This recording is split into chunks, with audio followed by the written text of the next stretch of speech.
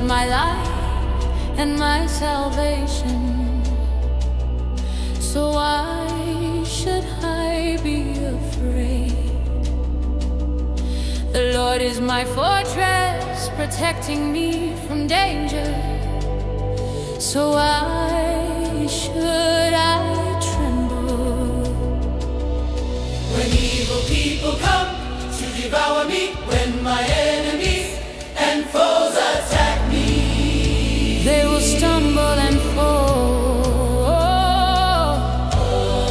Though a mighty army surrounds me, my heart will not be afraid. Even if I am attacked, I will remain confident. Even if I am attacked, I will remain confident. the one thing I ask of the Lord, the thing I seek most, is to live in the house of the Lord all the days of my life, delighting in the Lord's perfections, meditating in His temple. for He will conceal me there when troubles come. He will hide me in His sanctuary. He will place me out of reach on a high. Then I will hold my head high above my enemies who surround me. At His sanctuary I will offer sacrifices with shouts of joy, singing and praising the Lord with music. Hear me as I pray, oh Lord, be merciful and answer me. My heart has heard you say, come and talk with me. And my heart responds, Lord, I am coming. Lord, I am. Do not turn your back on me. Do not turn your back on me. Do not reject your servant in anger. You have always been my helper. Don't leave me now, don't abandon me, oh God of my salvation. Even if my father and mother abandon me, oh, the Lord will hold me close. Teach me how to live, oh Lord. Lead me along the right path, for my enemies are waiting for me. Do not let me fall into their hands, for they accuse me of things I've never done. With every breath they threaten me with violence. Yet I am confident I will see the Lord's goodness while I am here in the land of the living. Wait patiently for the Lord, be brave and courageous. Yes, wait patiently for the Lord.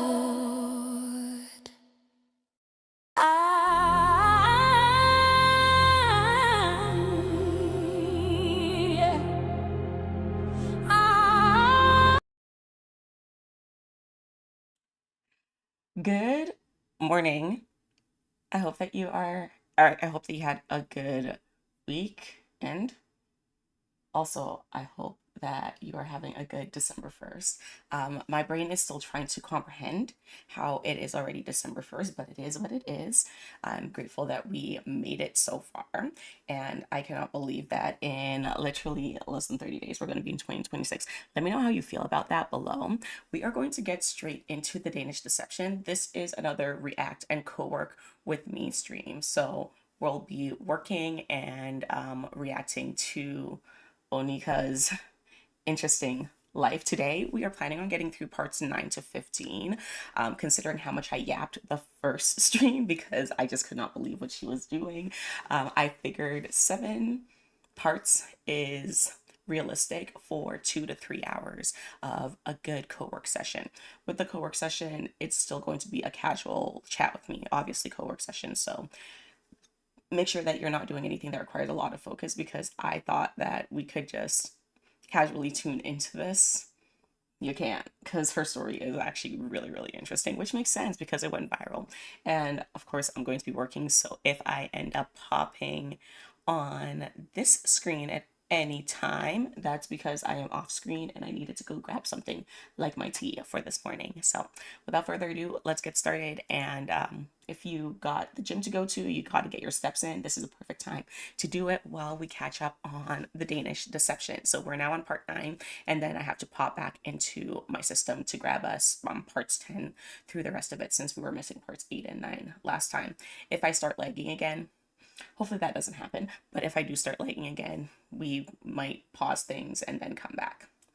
Let's get into it. The Danish Deception, part 9. Okay, so he calls me and he tells me that he's had the worst news that he possibly could have. The IRS has told him that he owes $318,000 in taxes. Right. So last time I ended off by saying it drives me nuts that this guy just keeps dumping every single huge thing that happens to him on her. Like, once again, I'm not sure how she's okay with marrying a man like this, where it's constant chaos after chaos after chaos, because that's not normal for the majority. And every time there's like some big financial thing going on, like, girl, the walls were screaming at this point, like the red flags were screaming, and we were just dodging them like a freaking ninja. Okay, I'm gonna try to pause less. Let's actually get into this.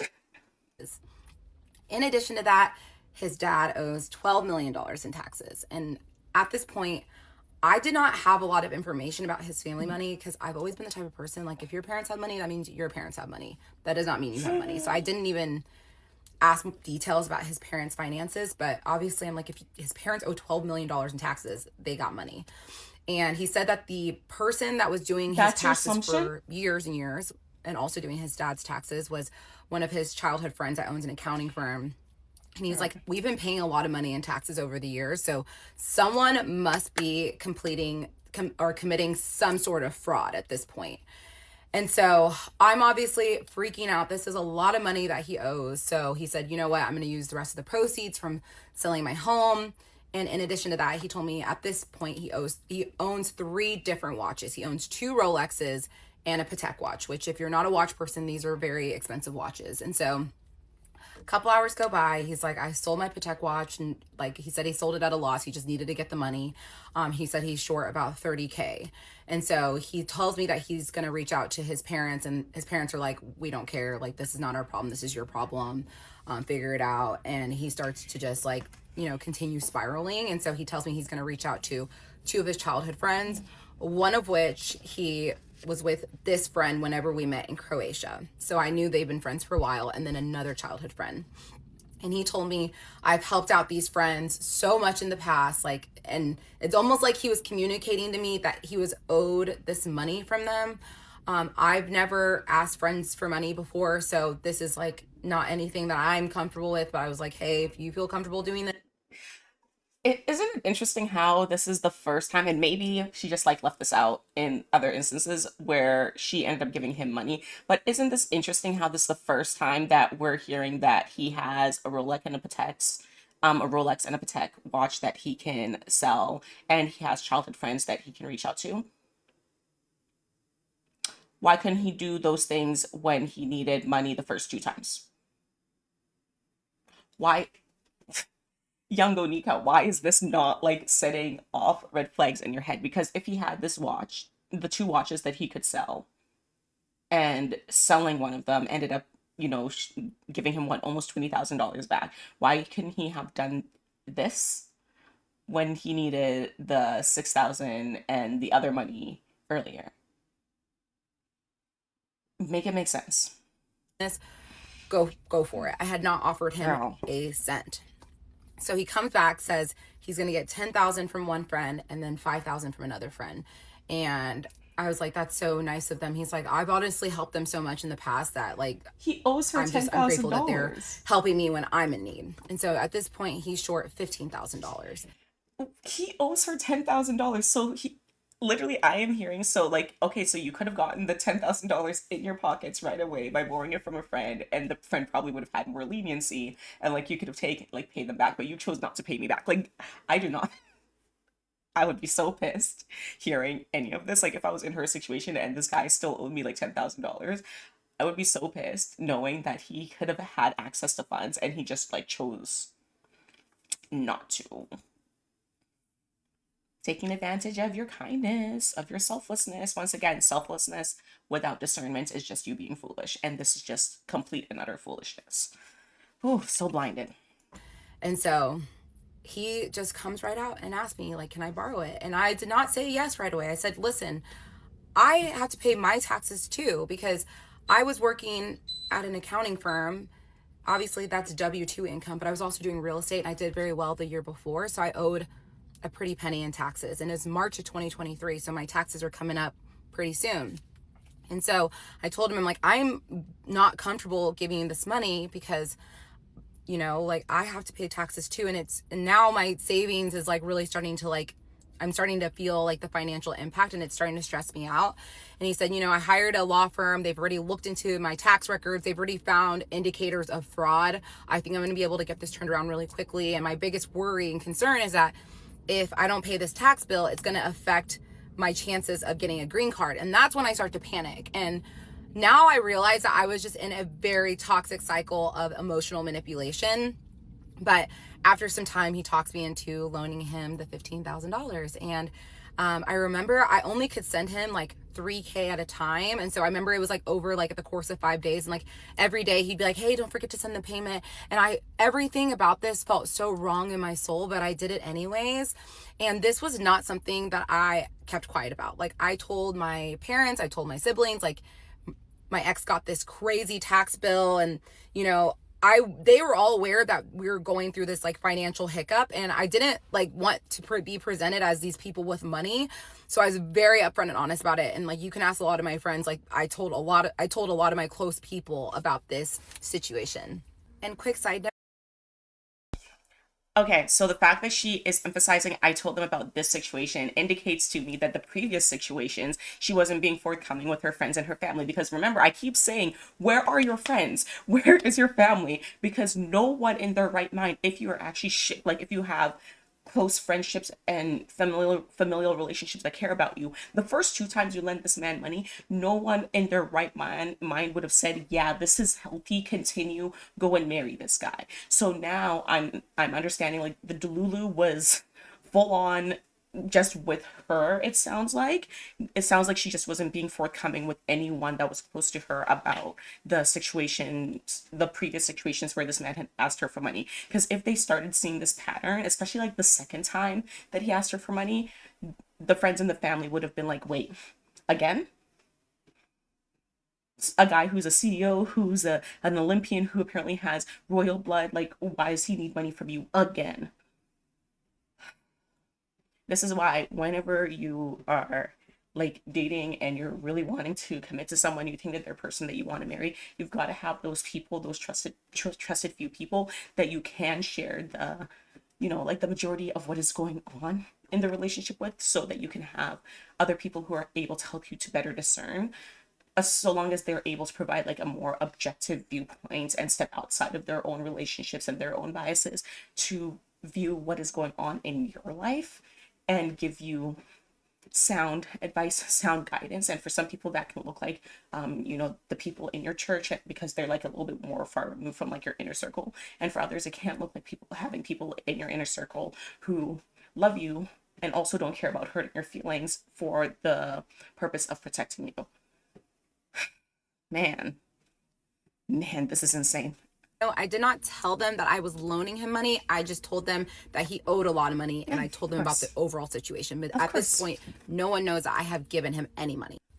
Ooh. So I ended up giving him the money. He's so grateful. He's like, thank you so much for helping me out. And so about like 5 days later, he flies to Dallas to come and visit. And my parents came to visit maybe a couple days after he came. And at this point, he's staying in the living room, not in the bed with me, but he could not go to a hotel because we're like trying to be mindful with spending. So my parents definitely started to bond with my ex a lot more over this trip. Like I remember my dad brought him this Nigerian Igbo cane that my ex had been admiring, that my dad had one. He surprised him, brought him one from Nigeria, and he actually took my dad out and asked him for my hand in marriage, even though we were already married. And my dad said yes. And my dad also broke cola nut in front of the family and like welcomed my ex into the family. It's just, I mean, it was really special. Obviously, we were dealing with a lot of financial stress, but I want you all to know that like I was happy a majority of the time, regardless of the stress I was going through, which is just insane to. Well, no, that's not actually insane.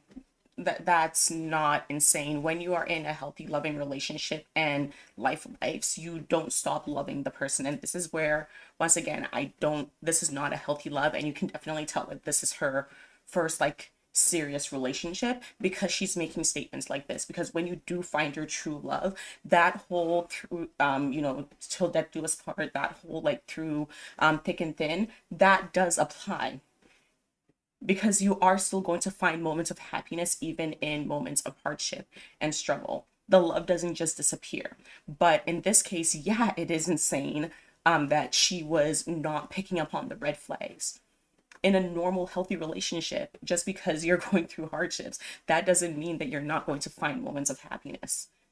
In this situation, it seems insane because all of the red flags were there. She's even having to filter out the things that she's telling her friends and family. And that in and of itself is a red flag, not only for her and like how she communicates with her friends and her family, but I always find that if you are with someone that you truly, truly love, like that's the person that you want to marry, and you cannot be upfront with at least one of your friends and your family about what is going on within the dynamic, you should be taking a step back and being like, hey, like, is this truly someone I want to be with? If I feel like I have to lie about, like this aspect of our relationship, like if I'm embarrassed about it or something like that, like, does that mean that there's something potentially wrong with the relationship? Is there something potentially wrong with the situation?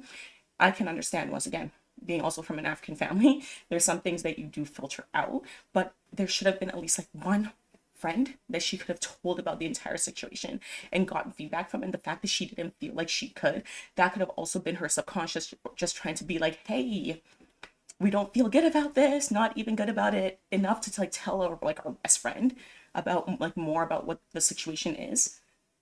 Like that should have been an indicator to her, like, this is not a good situation if I can't even tell my best friend or whoever I consider my best friend or my closest friend about the full extent of the situation, that I've already loaned him money before, and now this is the third time that I'm loaning him money again. But it's not insane that you were still happy despite the financial hardship. That's normal. That's normal. All relationships go through their ups and downs. People lose their jobs, finances change, you get different responsibilities. That's normal. It just doesn't seem normal in this situation because you know intuitively that all of this constant chaos and the financial request from this guy is abnormal. At least your body knows it, your intuition knows it, but you're choosing to ignore it. You understand? But after a week, we ended up going to Cabo for one of my childhood friends' wedding. And I had paid for the portion of the wedding already because I had been planning on going by myself. And then obviously I got into a relationship, so I just had to pay like a little extra to add someone to the reservation. But we decided to go a couple days early and celebrate like our honeymoon. And so our flight comes and he's staying in the living room. My parents are sleeping in the guest bedroom. And I wake up and I get a text from him and he says, hey, can you come downstairs real quick? And I said, of course. So I go downstairs. I'm like, what's up? He said, one of my friends, the friend that he had received $5,000 from for the tax bill, reached out to me and said he's freaking out because his wife really wants to buy this house and he's short a certain amount of money to purchase this home. And obviously he was like, I feel so bad because he loaned it to me because he was trying to help me out. And my biggest strength and weakness is empathy. And when I saw him hurting because his friend was not able to do something because of the money he had loaned my ex. And at this point, I felt like the friend had loaned us the money. It wasn't like he loaned my ex the money because we were married. And so I do something so stupid and idiotic. I end up loaning him an additional $3K, not even a week after I had already given him $15K. So I actually ended up giving him $18,000 in the month of March of 2023. Yes, I'm sick to my stomach. So I can send him the money. We end up going to the airport, fly to Cabo. We have an amazing trip. And at this point, I had just hard launched him on my Instagram Valentine's Day prior. So at this point, I hard launched him after we were already married.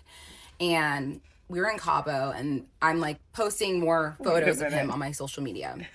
And I'm going through. Wait, he has.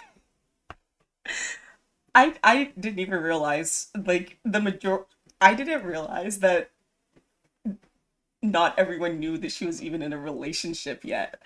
I guess because of the speed at which things were moving at, and then they got married.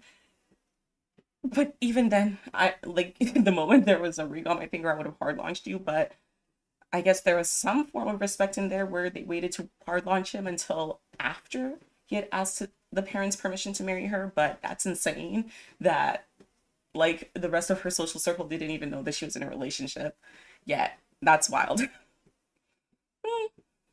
My Instagram story views, and I'm looking at the names, and I'm seeing all of these Danish names, and I can tell they're Danish names because there's a different Danish alphabet. And so I'm clicking some of the profiles, and a lot of them you can see, like, my ex is like the mutual, like, follows them. And so I brought it up to him, like, hey, all these Danish people are watching my story, but I thought it was weird that no one was like following me. I'm like, these are your friends, like, and I wanted him to maintain the same friendships in Denmark, even though he was moving to the States, because I never want to be the type of person that takes a man away from, like, his friends and family. And so I remember I'm clicking profiles, and I click a girl's profile, and I look at the first picture, and I see my ex's dog. And that's something that I actually haven't mentioned. My ex did have a dog, and every time he came to visit, he had a friend that was watching the dog. And whenever he sold his place and decided that he was going to spend more time in Dallas, his dog ended up getting adopted by some people because he's like, I just am not home enough. And at first I told him, like, bring the dog to Dallas. Like, I wanted the dog to come. He's like, no, it's fine. Like, that does not make sense to do. And I supported his decision. And he told me that the ex could not take the dog because she was in med school and was constantly out of the home, and she just did not have the capacity to take care of the dog. But I see his dog, and it's like a duck-toller retriever. I think duck-tolling retriever. I think that's how you say it. I saw his dog as a puppy on this girl's profile, and I clicked the tag, and my ex is tagged. And so I look at him, I go, is this your ex-girlfriend? He was like, oh yeah, it is. I was like, oh, so she's watching my stories. He's like, yeah. I was like, okay, that's a little weird. And I remember checking, like, throughout the course of, like, every day for like a week, and like all these Danish people are still watching my story every day. This is and wild. I'm like, don't you think this is weird that there's like 15 Danish people watching my story every day? Feel free to chat. And it's like, honestly, I just feel like they're a little bit salty that I moved on. I'm moving to America. Like, I think let me actually pop up my Twitch chat. Sorry, guys. And he said, you should just block them all. Like, I'm not gonna lie, this is like a very toxic group of people. And so I was like, is that what you want me to do? He said, okay, no.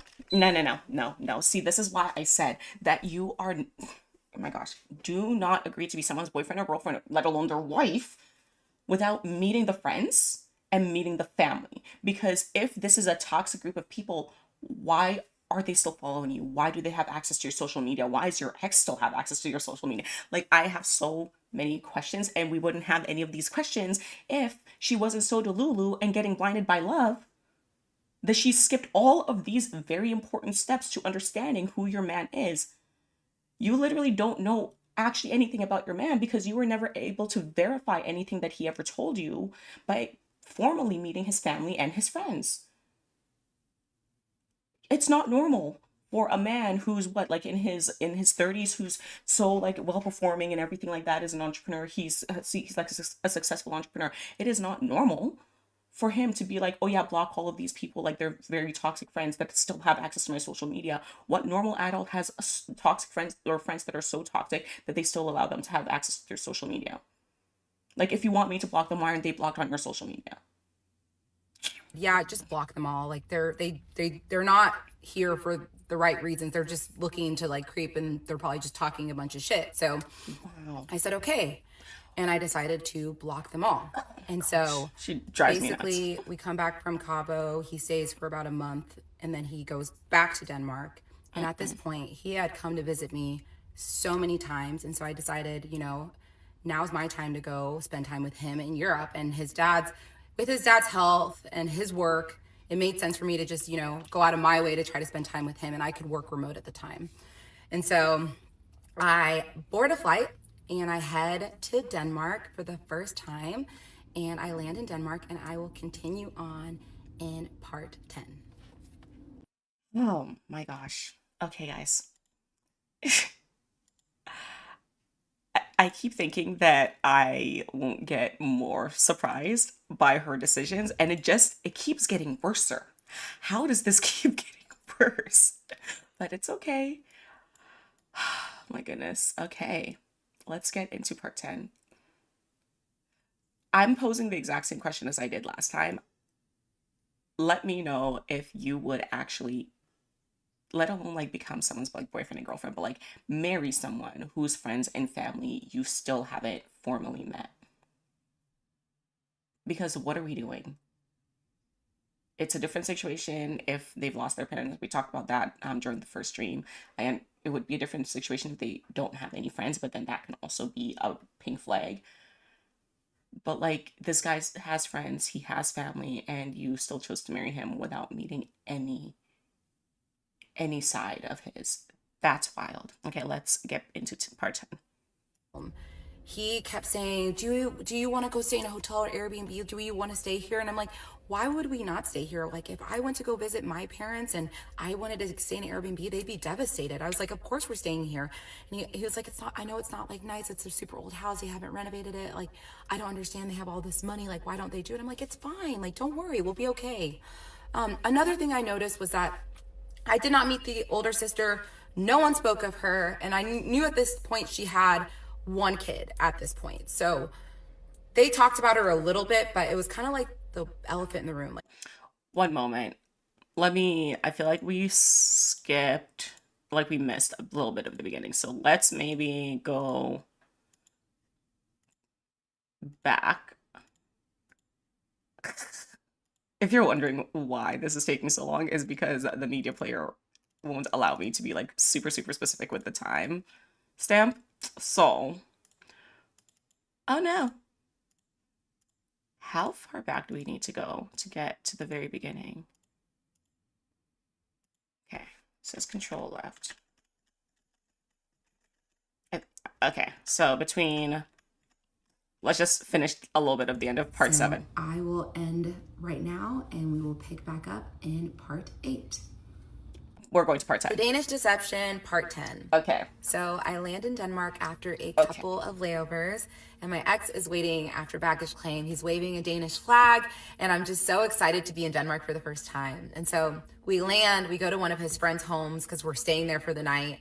We change, and we go directly to an Easter lunch with him and all of his childhood friends. So I walk in, and everyone is just so, so nice. And it's his childhood friends and like their wives and girlfriends. And everyone was just super kind to me. We were drinking, having fun. After a while, I was super jet lagged.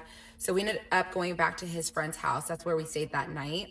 And the following day, he gives me the hometown tour. So he shows me where he got baptized. He shows me his elementary school, and we're just exploring. And I just feel so grateful to like see his roots, see where he grew up. And after the day of exploring, we go to his parents' house, and this is my first time meeting his parents, and I am so, so nervous. I've always done really well with parents, but this is, different situation because number one, there's not a whole lot of Black people in Denmark, so they're not used to meeting people that look like me. Also, this man has made it very clear that he's moving to America, so you can only imagine how a mother might feel about the woman that's moving her son 5,000 miles away. So I was really, really nervous, but I'm not even kidding. The second I walked in, me and his mom instantly connected. And I think we bonded over our mutual love for my ex. And so it was his parents and his sister and her boyfriend that she had just recently started dating. We're all at this dinner. She cooked a very traditional Danish meal. It's called flæskesteg. I remember I had seconds, I had thirds. I think that made her fall in love with me even more because what mother doesn't want a girl that's going to eat their food. Absolutely. And so I brought her like a bunch of gifts, her and his father. I brought them gifts from Dallas, and we just really bonded that first day. She brought out all these photo albums and was showing me like my ex's childhood photos, and it was a really special night. And I remember my ex kept being like, are you sure you're okay with staying here? Because one thing I will say is they lived in a very, very humble home. And listen, I know there's billionaires out there that drive Honda Civics, so I don't judge. I'm never the type of person being like, why are you guys staying in this small house? Mm-hmm. Spend your money the way you want to spend your money. So I didn't think anything of it. But I was a little bit surprised. And also Denmark is not the type of place that has all these like big houses. Like a lot of the homes are small regardless of if you have money. But again, didn't think anything of it. So we have a great dinner. The following day, we start going and having these like day trips all over Denmark and going to explore. And it's always me, my ex, and his parents. And one day we went to this area called Skagen, which is the most northern part of Denmark. And it's really beautiful. And it was just fun to go and explore. And we're driving home, and my ex starts yelling at his dad. His dad is yelling back. They just start going at it. And obviously they're speaking Danish. I have no clue what they're saying. My ex pulls over. He gets out of the car, storms out, starts like walking away. I get out of the car. I chase after him. I'm like, what's happening? What's happening? And he was like, my dad basically just said that he's over today. He just wants to go back and watch his game. And I was like, and he basically said he was really upset because he felt like his dad wasn't making an effort to get to know me. And that's when I realized that him and his dad had a really, really toxic relationship. And I also noticed that like they basically exchanged like 1 to 2 sentences a day. I also noticed that he wasn't as close with his sister, his little sister, because I mean, they would talk all the time. And so I thought that was a little strange too. But what did I say? What? This is why you do not agree to be someone's girlfriend, let alone marry them without your parents knowing, or your friends knowing, without meeting their family, because he could have been selling you a complete and utter fabrication about his family history without you actually getting to verify that. And now that you're actually seeing the dynamics in person, it's great that the family was so welcoming. That actually surprised me that the family was even existed. TBH, I was expecting his family to maybe not really exist. But yeah, now we're actually getting to see the dynamics play out. This is why it's important to actually verify with your own eyes instead of being so delulu that you end up just taking this man's word for everything. Girl. I'm not usually the I told you so friend, but once again, if I had been her friend and I had told her like, hey, like stop seeing this man, and she kept doing it, and then she messaged me like, yeah, him and his dad has a very toxic relationship, I would literally be like, and you're surprised because did I not tell you? Keep in mind, this is the dad that he was so comfortable with asking for $50,000. And they barely talk. Also, how is he always talking to his sister, but in person they're barely talking? Like, the red flags are popping up, and I hope that she starts to pinpoint, hey, like, everything that you've been selling me so far, there's holes. I don't know, I'm still trying to really If she loans him more money after this, I'm gonna be pissed off. understand this family dynamic. But what I do know is that he's a mama's boy. He's close with his mom, which, that was really, really important to me. There were a few things that I took away from this trip. The first being that he is a little bit embarrassed of his family's home. He kept saying, do you want to go stay in a hotel or Airbnb? Do you want to stay here? And I'm like, why would we not stay here? Like, if I went to go visit my parents and I wanted to stay in an Airbnb, they'd be devastated. I was like, of course we're staying here. And he was like, I know it's not like nice. It's a super old house. They haven't renovated it. Like, I don't understand. They have all this money. Like, why don't they do it? I'm like, it's fine. Like, don't worry. We'll be okay. Another thing I noticed was that I did not meet the older sister. No one spoke of her. And I knew at this point she had one kid at this point. So they talked about her a little bit, but it was kind of like the elephant in the room. Like, no one really talked about it. And, I know they don't have a relationship. They can't be with each other in intimate settings. But overall, like, I did have a good trip with him, despite the tension. Does she exist? So after a week, we traveled to Copenhagen, and I remember getting to Copenhagen, and I'm immediately just so happy to be there because this city exceeded my expectations. It's a beautiful, beautiful city. And we ended up staying in a hotel, like a cheaper hotel by the water. And I can stay anywhere. I'm good. I don't need to stay anywhere bougie. And I remember him being like, I hate that we have to stay here. Like, it's not nice. I'm like, I don't care. Like, we have a bed, we have a place to stay. It's okay.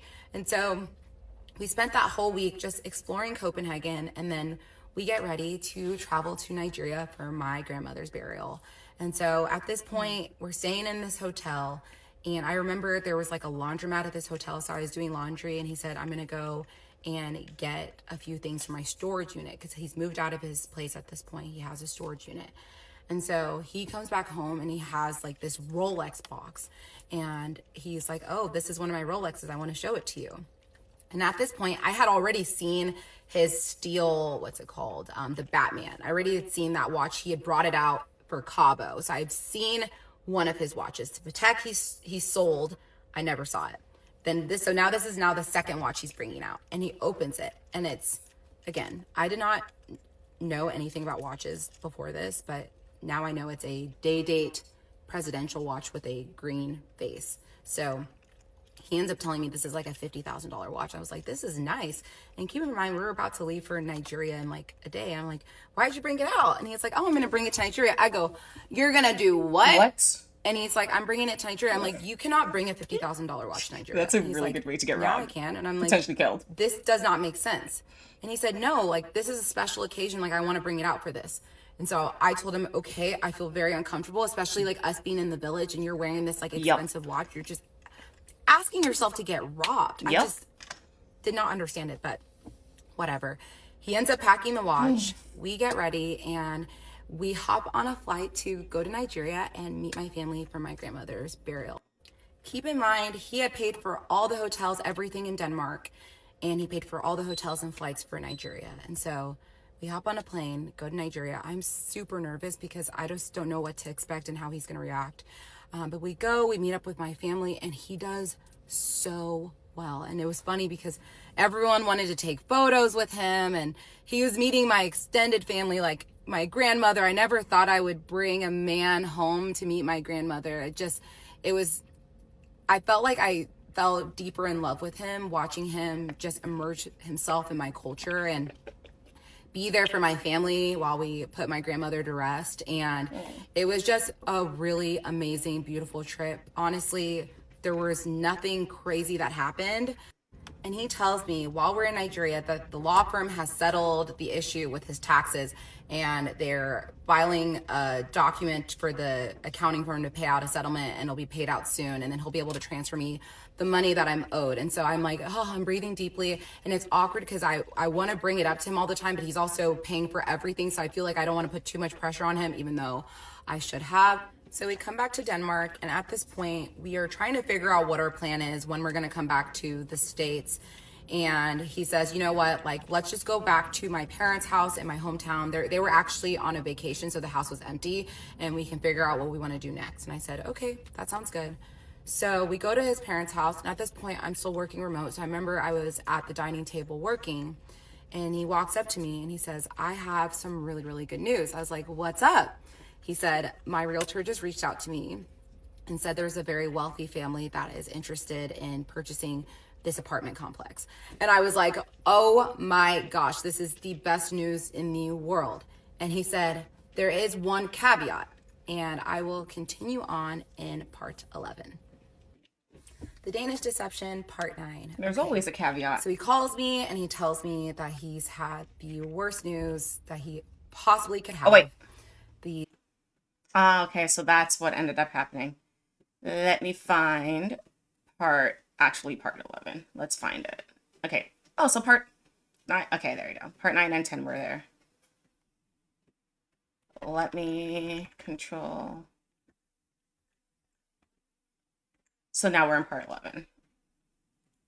To make sure I had enough money for like bills and miscellaneous. I just wanted to have a little bit of I don't like it when we don't get right to the beginning. Is that worry that we miss something? There's one caveat. So apparently, it's a very wealthy family. He did not know who this wealthy family was. But this family, the way they draft up the contracts, whenever they have to buy a property for tax purposes, and there's like a certain cutoff for when they need to acquire a property, they have like their own contract drafted up that basically requires the buyer and the seller to put money into escrow so that if the seller changes their mind of selling the house, they get liquidated damages. Basically, make sure the deal goes through. I have never experienced anything like this in my real estate career. Obviously, Denmark is a different country. I didn't really know how real estate worked there. So not only is it different rules and guidelines, but it's also, I've never worked with like a super ultra wealthy family before to understand that this might be a requirement or something added in their contracts. And so I remember being like, how much is it going to be? And he's like, oh, it's going to be like $120,000. And I remember just like being like, well, we don't have this money. Like, there's no way we can make this work. And so he said, I'm going to be able to come up with a loan, get a loan from a bank. I've already called them. I can get a loan from them for like $100,000. So we're just going to be short another amount. And at this point, my accounts are dwindling. And because I was in this, the fact that she's still not seeing this pattern of it's always a huge amount first. Oh, I can cover some of this. I can cover this little bit. And then you just have to give me this small amount. The fact that she's not seeing this pattern still is honestly like starting to drive me nuts, because at this point you can't continue to be this blind. I know that she's trying to say like, oh, I don't understand how real estate works, they're an ultra wealthy family.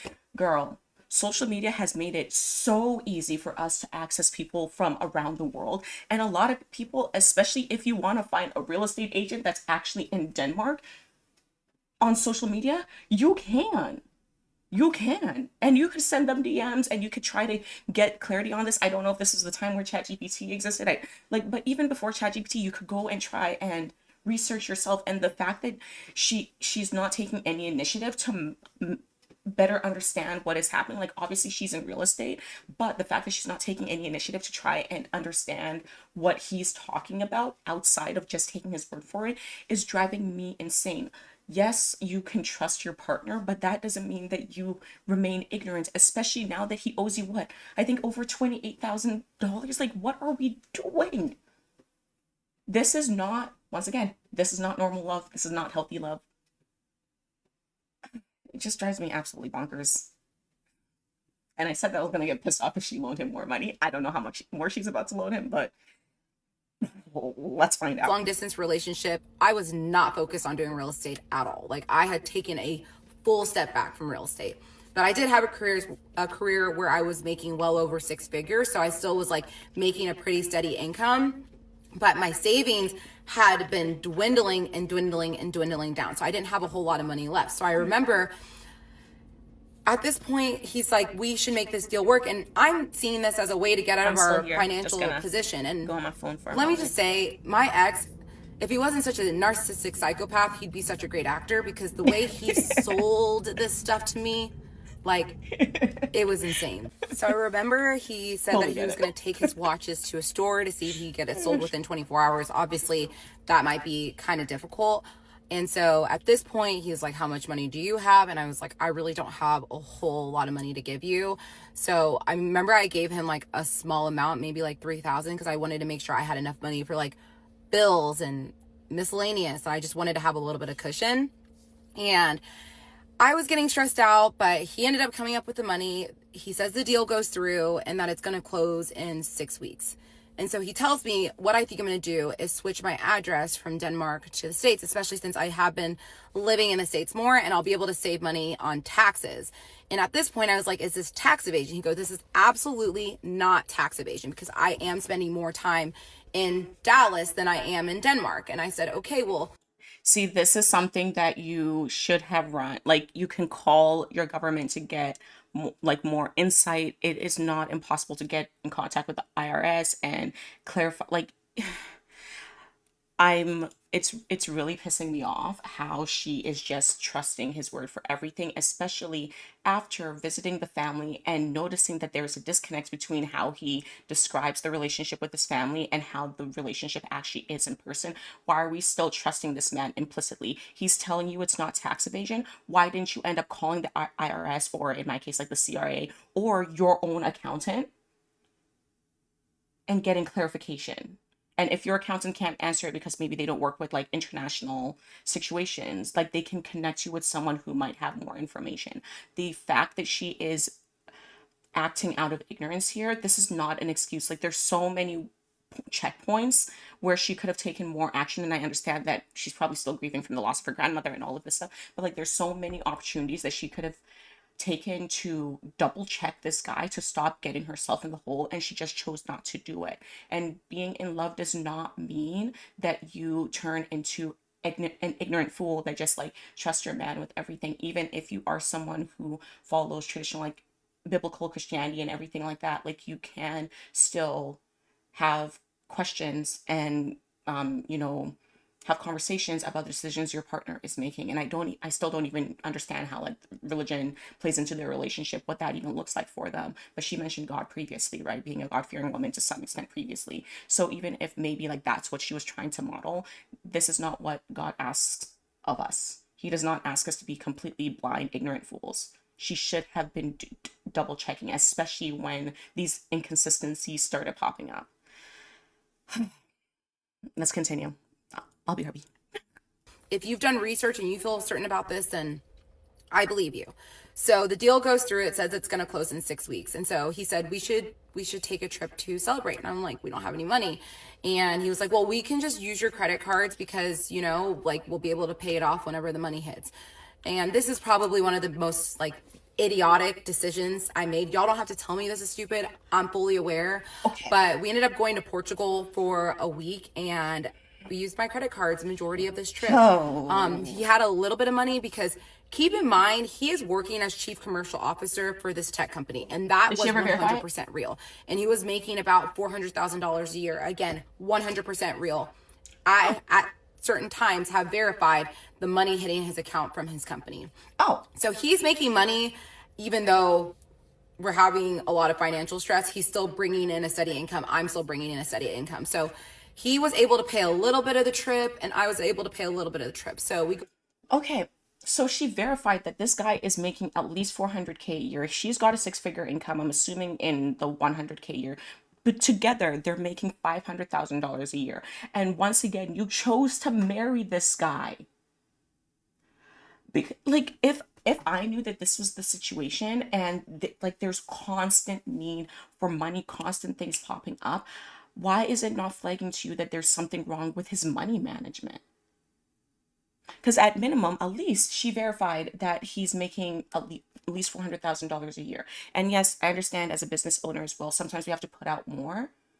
But at some point, there should have been a red flag like, okay, realistically, for his living expenses, his necessities, depending on like what kind of place that he's renting, maybe he's spending $10,000, $20,000 a month. So where's the rest of his money going? And the fact that he had the audacity, like once again, poor financial management, to be like, yeah, let's go on a trip even though we are in financial distress, and let's put it on your credit card. Most men who are providers, I'm going to say this again, most, when they're genuine providers, they're not trying to manipulate and everything like that, there is going to be a sense of shame or guilt associated with making you as the woman in the relationship pay for stuff like this, especially when they've already borrowed $28,000 from you. They're not usually going to think of this. Like they would rather go and once again Uber to make that money so that you guys can go to Portugal than get you to put it on your credit card so that you can continue to fall into more debt. At least she knew that this was dumb. Man. Go to Portugal. We had the most spectacular week. I remember that was the week that I decided I want to get married in this country. I love it here. It's so beautiful. I was working still at this time, and with the time difference, I was basically working from like 5 to midnight. And there was one day while we were in Portugal that I was just complaining about working. I'm like, I'm so over this job and I'm not happy with what I'm doing. I was just complaining about it. And he just said, why don't you quit? And I remember looking at him like, what do you mean quit? And he said, well, we have this money coming in and I want you to be happy. I want you to do something that brings you joy, and real estate brings you joy. And I really hadn't been doing a whole lot of real estate that year. And so I told him, I said, well, it's going to be like kind of a transition. I'm not going to be making a lot of money. We don't have money coming in. We don't have money coming in. Sis, you're still in $28,000 worth of debt from this guy. There isn't money coming in. We don't have all of this money coming in. You have to get out of the hole and then start actually making money above clearing the debt for you guys to say that you have all of this money coming in. Until he rebuys his Rolex, like there isn't money coming in. What do you mean we have money coming in? This is akin to you don't date a man on his potential. By the way, that's the whole thing. You take a look at the man that who he currently is, and do you like the man as is? Like, would you take him as is? Even if he doesn't go up, he doesn't go down, like just as is, would you take him? You don't date a man on his potential. You don't date a man based on the changes that you feel like you could get him to make to become the person that you want to be. Just like you don't make financial decisions on what is potentially coming in. You make financial decisions on where you're currently at. And where you're currently at, he still owes you $28,000 or more. Because now we've got the poor children added onto it. So the fact that I'm sure where this is going is she ends up quitting her job. The fact that she's about to make this decision from this place, and I understand being so done with your job and being so frustrated with it, but sometimes you end up holding on because you want to make sure that you are going to be making this decision from a place of stability, and she's not making this decision from a place of stability. She's making this decision based off of his word, and his word is untrustworthy. And his word doesn't even make sense because they don't have all this money coming in. It's a potential. But considering the current pattern of him needing money like every month? Every few weeks? It's more likely that he's going to need money before you guys even get the money in. Or the money is going to come in and then he's going to need it for something else. What do you mean we have all this money coming in? Money, at first he said, well, we're going to have a cushion, and luckily I make money. I'm going to be able to afford all the bills, and you can just focus on building your business back up. And so I was like, are you sure? He said, yes. And let me tell you, everything about this decision, it felt right, but it also felt wrong. And let me tell you, I do not regret quitting my job. I regret the timing because we were not in a great financial position, and I was making like $150,000 a year at this job. So it was a very steady, stable income. Yeah. And I trusted him to be my provider, and that was stupid. And I have never relied on a man for anything in my entire life, and I will never do it again, like never in a million years. But you know, you live and you learn, and I made the decision to put in my 2 weeks notice. And yes, I know that was idiotic. I'm just going to say, from someone who is viciously and very gratefully provided for, this is not the PSA for do not rely on your partner, because there are going to be moments in life where you rely on your partner, especially if you're someone who wants to be the stay-at-home parent. There's going to be interdependence within the relationship. So the fact that she went through this journey and her takeaway from it is, I'm never going to rely on a man, that still shows me that she hasn't fully healed. Because when you are with a healthy partner that is truthful to their word and making decisions and taking action steps from a place of genuine care and concern for the family, it's okay to rely on them, because usually they're not going to be making decisions like this from a place of insanity where they're going to get you to quit your job even though you guys are not financially stable in the moment. So this is not a PSA, and I'm not going to say that a man is a plan, because at the end of the day, you know, relying on another human being to be your plan, it has its consequences, because people can be gone in the blink of an eye, and people can change and circumstances can change.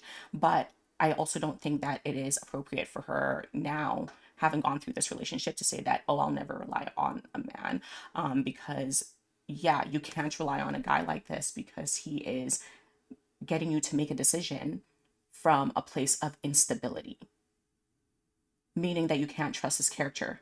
You can't trust him to be a good leader. This does not mean that women can't rely on their partners. Women can't rely on a man. There's a lot of extremely dependable men in this world. There's a lot of women who have children who depend on their man, and they are completely fine. They have successful, healthy relationships. The men treat them as an equal partner because they are doing labor within the household. So you can rely on a man. When it is a healthy man, when it is a man who is not lying to you, when it's a man who's not asking for money every single month, when it is a man who has not lied to you about his family and his upbringing and all of that stuff, you can rely on men. When it's a man who's actually coming from a healthy place, you can rely on a man. In this case, she shouldn't have relied on this man because, I mean, she's even been filtering out the relationship to her closest friends and her family, and still no one fully knows the extent of this relationship. So once again, she knew that this was a dumb decision. Her intuition was telling her this is a dumb decision, just like putting Portugal on her credit card was a dumb decision. And she decided to push past her intuition. And as a woman, when you do that, you screw yourself over. Yes, the man is at fault for scamming her and for emotionally manipulating her and for taking her through this, but there is also personal responsibility when you feel something is off as a woman and you decide to ignore it and ignore it and ignore it. That's on you as well. And that's not me victim blaming. That's me saying, hey, there is personal responsibility in the decisions that you're making as well. And she's acknowledged, like, this was a dumb decision. Yeah. So that should not lead to this broad statement that never rely on men, because there's a lot of amazing men out there who do provide for their families and they're very healthy. This is never rely on a man like this. Never get in a relationship with a man like this. Never marry a man like this. Never agree to be boyfriend and girlfriend with a man like this. Never fly out to meet a man that you've only met once without air tags. Like, this could have stopped right at the beginning. This could have stopped right at the beginning. Y'all don't have to tell me. And so we go to Portugal, come back to Denmark, and we're in Denmark for maybe a day, and then we travel back to Dallas. And at this point, your girl is hurting financially, because now I'm accruing like a little bit of credit card debt. My savings is like nothing. And at this point, I'm fully trusting him, and I believe him when he says we are going to overcome this circumstance very, very, very soon. And keep in mind, at this point, I have not caught this man in a single lie. And obviously, I gave out my trust way too easily. But in my mind, I was thinking, why should I question him when he's never given me a reason to? What? Which is crazy, because I feel like he was giving me all the reasons. He's given her all the reasons to. But we go back to Dallas, and I remember... Okay. It really isn't sitting well with me that she's saying, I've never caught him in a single lie. Yes, you did. He explained to you about the relationship with his family, the dynamic within his like with his sister. And you noted that that was inconsistent. He's apparently talking to his little sister all the time, and then you go in person and they barely speak to each other. Okay, that's not an overt lie, but that's you verifying, once again, the verification component, that there is an inconsistency between his actions and what he's telling you in person and the reality. What do you mean you've never caught him in a lie?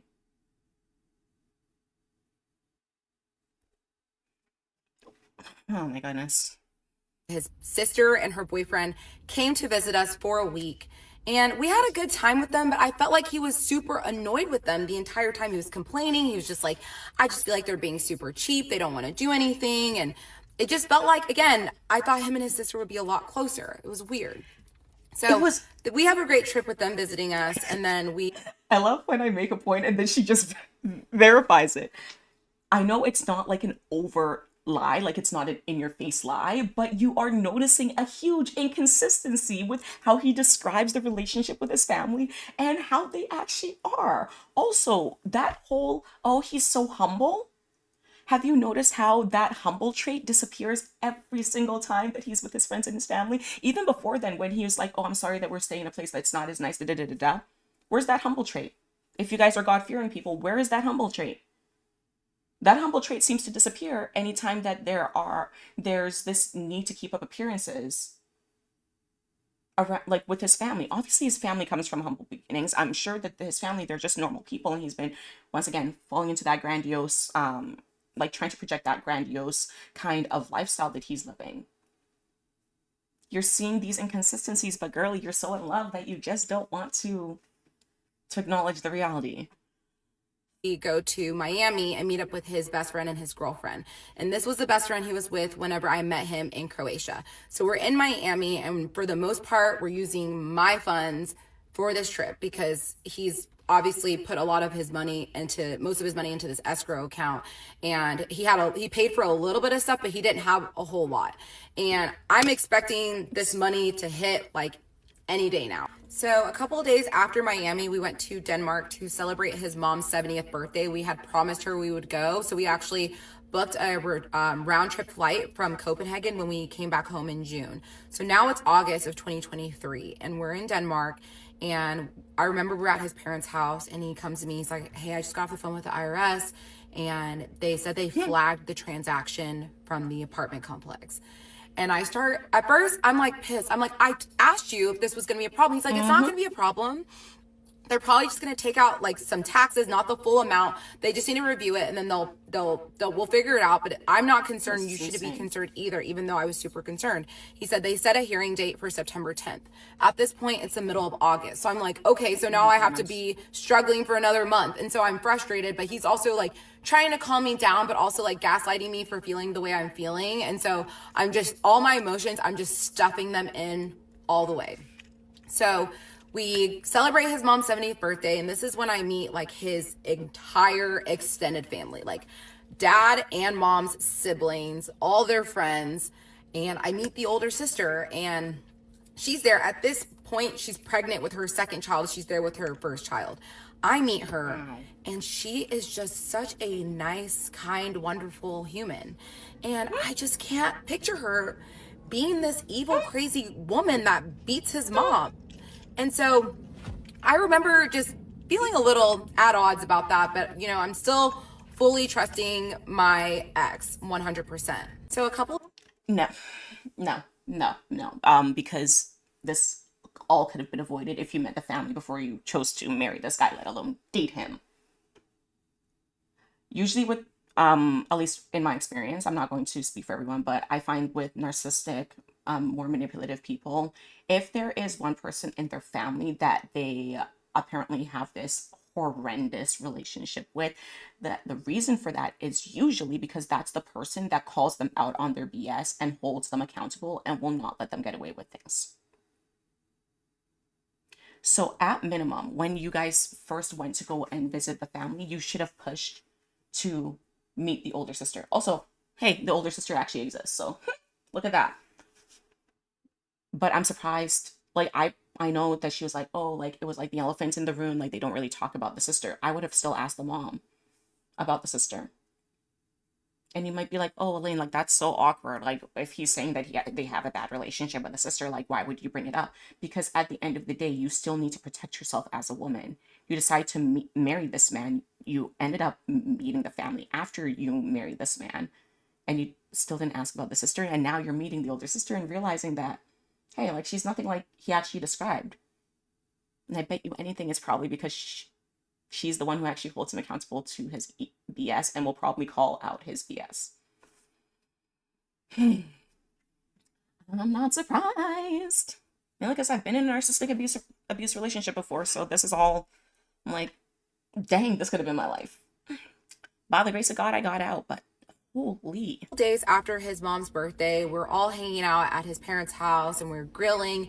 And I remember we all start to notice kind of around the same time that his dad does not look like he's doing well. And we're starting to get a little bit concerned. And that's when my ex's mom makes the decision, like, we need to take him to the hospital. And so we pack his bags, we load him up, we go to the hospital, and I'm freaking out because I don't know if things can take a drastic turn or not.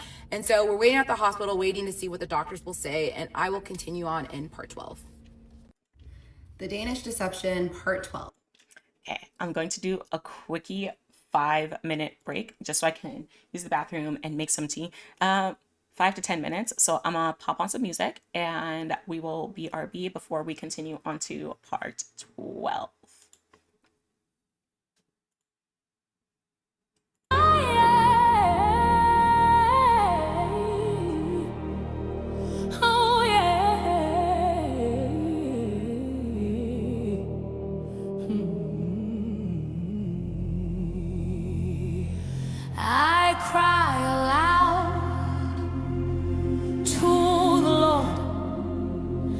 lift up my voice for mercy. I pour out before him my complaint. Before him I tell my trouble. Before him I lay it all bare. When my spirit grows faint within me, it is you who wash my way. In the path where I walk, they have hidden a snare for me.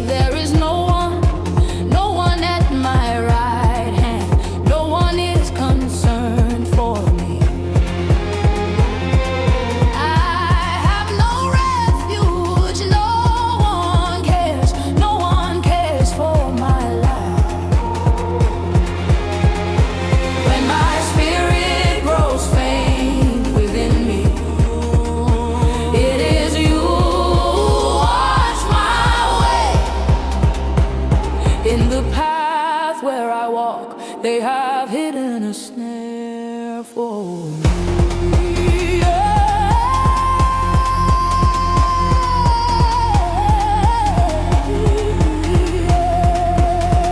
I cry aloud to the Lord.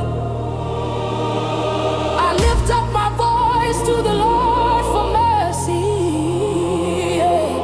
I pour out before him my complaint. Before him I tell my trouble. When my spirit grows faint Within me, it is you who watch over my way. In the path where I walk, people have hidden a snare for me. look and see, there is no one at my right hand, no one is concerned for me.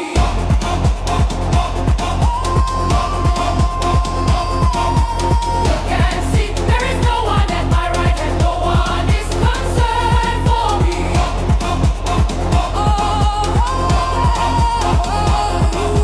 I cry to you, Lord, I say you are my refuge.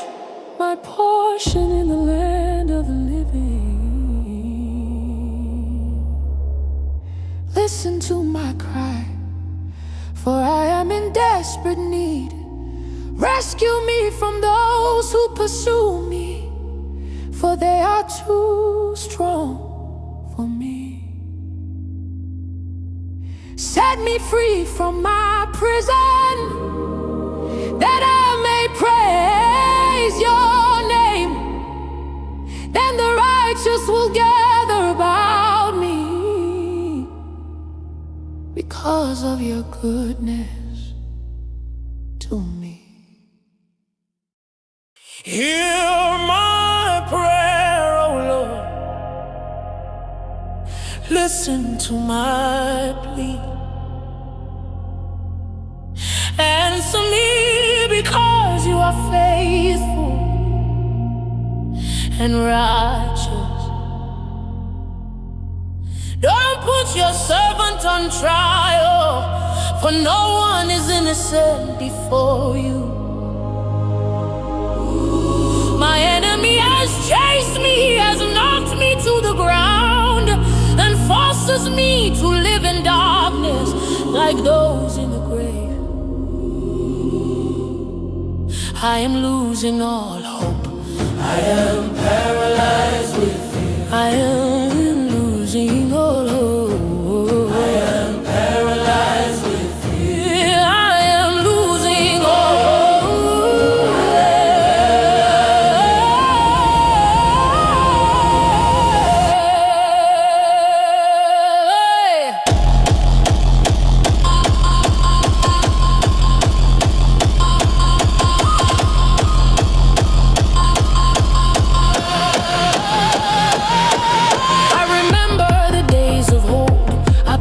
all your great works and think about what you have done. I lift my hands to you in prayer. I thirst for you as parched land thirsts for rain.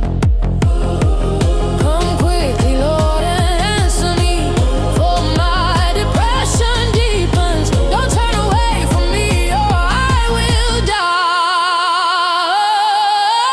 Let me hear of your unfailing love each morning, for I am trusting you. I am trusting you. Show me where to walk, for I give myself to you. For I give myself to you. Rescue me from my enemies, Lord. I run to you to hide me. Teach me to do your will, for you are my God. May your gracious spirit lead me forward on a firm footing, for the glory of your name, oh Lord. Preserve my life. Because of your faithfulness, bring me out of this distress. In your unfailing love, Silence all my enemies and destroy all my foes. Oh, say I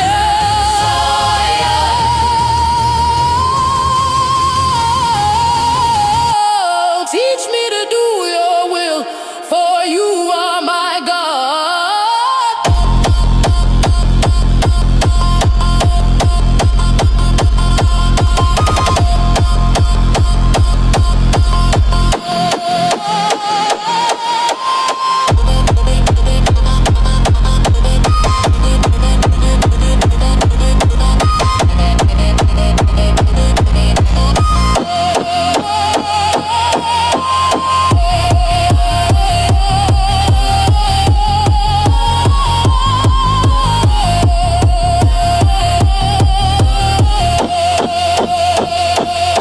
in your unfailing love, silence all my enemies and destroy all my foes.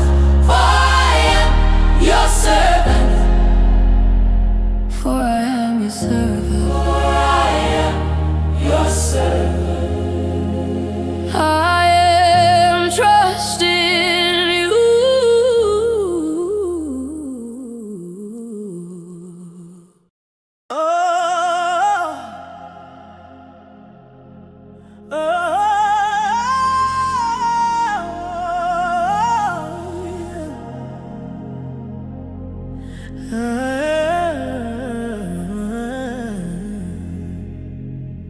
I cry aloud to the Lord. I lift up my voice for mercy. I pour out before him my complaint. Before him I tell my trouble. Before him I lay it all bare. When my spirit grows faint within me, it is you who watch my way. In the path where I walk, they have hidden the snare for me. Look and see, there is no one, no one at my right hand, no one is concerned for me. I have no refuge, no one cares for my life. When my spirit grows faint within, ooh, it is you who watch my way.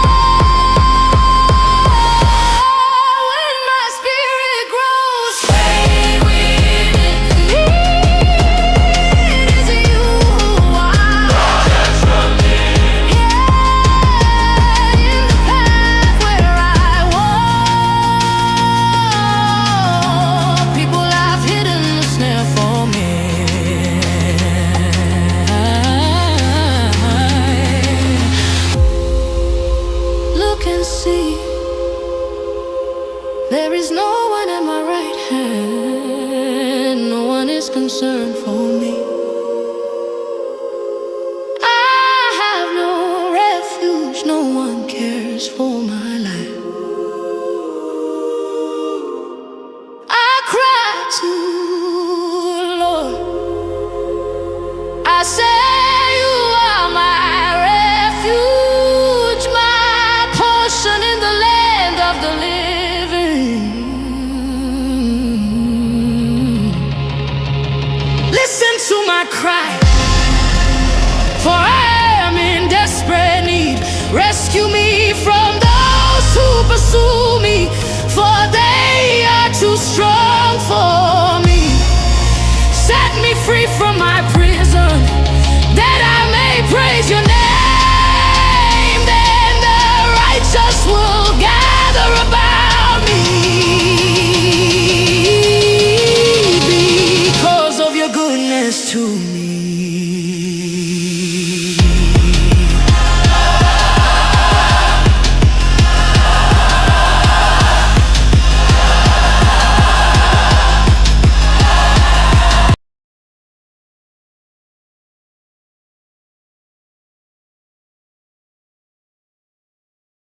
It would help if I remember to actually unmute my microphone. But let's get back to it. If you took a break with me, I hope that you enjoyed your break. I ended up getting some tea. I'm making the spearmint tea, but I also added ginger juice, lemon juice, and carrot juice because we've been a little bit sick, as I told you in the first stream. So just trying to get my antioxidants in, and then I'll take my supplements a little bit later on once I finish my tea. My tea is just on my mug warmer that's below me. But that's enough of my silliness. If you are co-working with me, then set your timer. Let's do another work session while we watch part 12.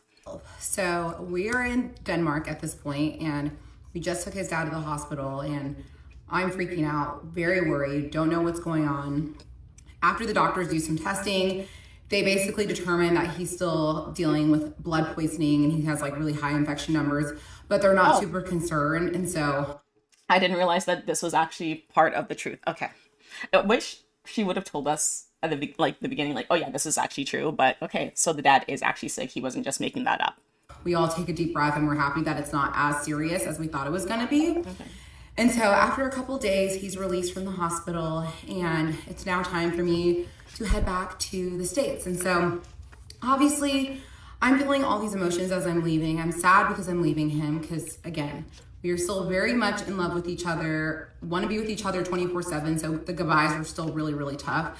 And at this point, I didn't know when he was going to be coming back to Dallas because he had a couple different work meetings going on. And so I fly back to Dallas, and obviously feeling all the financial stress. Like, this is probably one of the roughest moments of our relationship, especially because we weren't together physically. So the day of his meeting with the IRS, I remember I was a big ball of nerves. Like, I couldn't even sleep that night. You have to keep in mind that I go to bed and I wake up knowing that I'm waking up to news. I don't know if it's good or bad. So I wake up and I call him. I go, that is a horrendous headspace to be in, where you just, like, day to day, you don't know what you're going to be hearing in terms of like financial aspects of your relationship and stuff like that. I've been there, and I'm still navigating that aspect from my own decision to leave like my full-time income and then run my business full-time. And it is definitely one of the hardest spots to be in, but it is definitely made worse when the financial strain is because of your partner's horrendous financial decisions. So I can't even imagine what headspace she was in. I would be so anxiety riddled. How did it go? He goes, worse than I possibly could have imagined. I almost like expected it to have gone bad. I'm like, if it had gone good, I would have been more surprised. I'm like, what now? He said, well, they scheduled a second hearing for my business account January 10th. And currently my personal account is also under investigation. So they have put a hold on my assets for the next couple months while they continue to investigate. And there's another hearing scheduled for my personal account in October. So basically they froze his assets and told him that he only had like a specific amount of allowance that he was able to use from his money every single month. And I have never heard anything like this. I've never known anyone that have had their assets frozen, and I didn't know how this worked. And obviously at this point, I'm definitely feeling like all the red flags. I'm like, this does not make any sense. But Okay. there's not a whole lot I can do. And at this point, I'm just like, the only thing I can do is trust him. There's no one in my life that I was talking to about any of this, because That's the problem. I felt a lot of need to protect him and he wanted me to protect his image. And I remember telling him, like, I really want to talk to my family about this. Like, this is really stressing me out. And he's like, no, don't. Like, they're going to view me differently. Okay. He wanted me to protect his image is a wild statement. It is a wild statement. I can understand, even in a healthy relationship, protecting your partner's image, because there's certain things that you go through that makes sense for you guys to just handle by yourself, and like you move on from it, and that's fine. But in this situation where you are in so much financial like strain, you are struggling, why wouldn't, like, I understand egos, finances can be really, really hard to talk about, especially growing like with him, like growing up from a affluent family, which I'm sure we all know now by now is probably BS. Like, I can understand it would be hard to come to that moment of like being able to put aside your ego and just being like, okay, yeah, like, let's tell your family. But when you realize how much strain and how much stress this is putting on your wife, because they are married right now, and you aren't even going to give her the emotional release of being able to discuss this with her friends and family, that is the most selfish effing man ever. Because he sees how this is impacting you. He sees how this is putting a strain on your relationship. He sees how this is making you anxious. And he's not even going to give you that emotional release of being able to discuss it openly with your friends and your family. This man does not love her. Like, this man does not love her, truly does not love her. Because if you see your partner so stressed out about something and they're like, hey, I really want to talk to my friends and family about it, like, they might have their reservations about it, but a man who truly loves you is like, yeah, obviously she needs someone to like talk to this, someone else to talk to this about. And I can understand, because this is a really hard situation to be in. They might not be the happiest about it, because yeah, it can impact the people's view of him. But most people have gone through financial hardship of some point. They're usually not going to be like, oh my goodness, like, what the heck is happening? Well, in this situation they would, because like, you lent him how much money, and this is the first time we're hearing about it. But in most situations, most people would understand, because most people have gone through financial hardship to some extent. So like, just like her saying this, and I don't know if this is exactly how he phrased it to her, but like, the fact that he was more worried about protecting his image than protecting her sanity and making sure that her mental space was good, that says everything that you need to know about him. It's about him. He doesn't care about how this is impacting you, how you need to have a release outside of him. Selfish AF. So he very much talked me out of being able to disclose this stuff with my close people. So the last thing I want to do is just ramble about shit that does not matter. So I'm going to be honest with you guys. Not a whole lot happened between September of 2023 and November of 2023. The only thing big that happened was that I wanted him to be in Dallas. He wanted to be in Dallas. So I booked him a flight to come to Dallas. I am at this point fully financially supporting us. Like, I think he's getting like maybe like $4,000 a month that the IRS is like allowing him to use. And keep in mind, the Danish IRS is not called IRS. It's called SCAT, some other stuff. I can't even pronounce it. So that's why I'm saying the Danish IRS. So just a little side note. But October comes around. He's now in Dallas. He's been in Dallas for about a month. And we're struggling financially, but still so deliriously happy and in love, which is insane. But I cared about. Once again, it's not insane. Oh my goodness. It's not insane, because when you are in a healthy relationship, emotions, you can have duality to your emotions. I fell in love when I was grieving the loss of my dad. As human beings, we are not one-sided beings. We can have the same, like, multiple opposing emotions existing within our body. You can be stressed out about the finances and still be in love with your partner. People go through this all the time. And it is a privilege to be experiencing this later on in life, but a lot of people they grew up with their watching their parents struggle financially and still loved and appreciated everything that their parents were able to provide for them. So it is not absolutely insane to be like, oh yeah, like even though we're struggling financially, like I was still in love with it. Ma'am, that's probably well over 50% of relationships where their finances aren't where they need it to be, but they're still like very heavily in love and still grinding to get out of their situations or to improve their situations. So I just want to affirm that if you are in a situation or in a relationship where you guys are really financially struggling, but you still really love the relationship and you're treated well, and the financial struggle, it makes sense, it wasn't because of you getting scammed, that's normal. That's a normal part of life. It's not insane. In this situation, it's insane because her intuition has been telling her of the red flags. She's seeing the red flags now, and she's still deciding to push through. That's why it's insane. But under normal circumstances, going through financial hardship or any hardship within your relationship and still being madly in love with that person is normal. Humans are dynamic beings.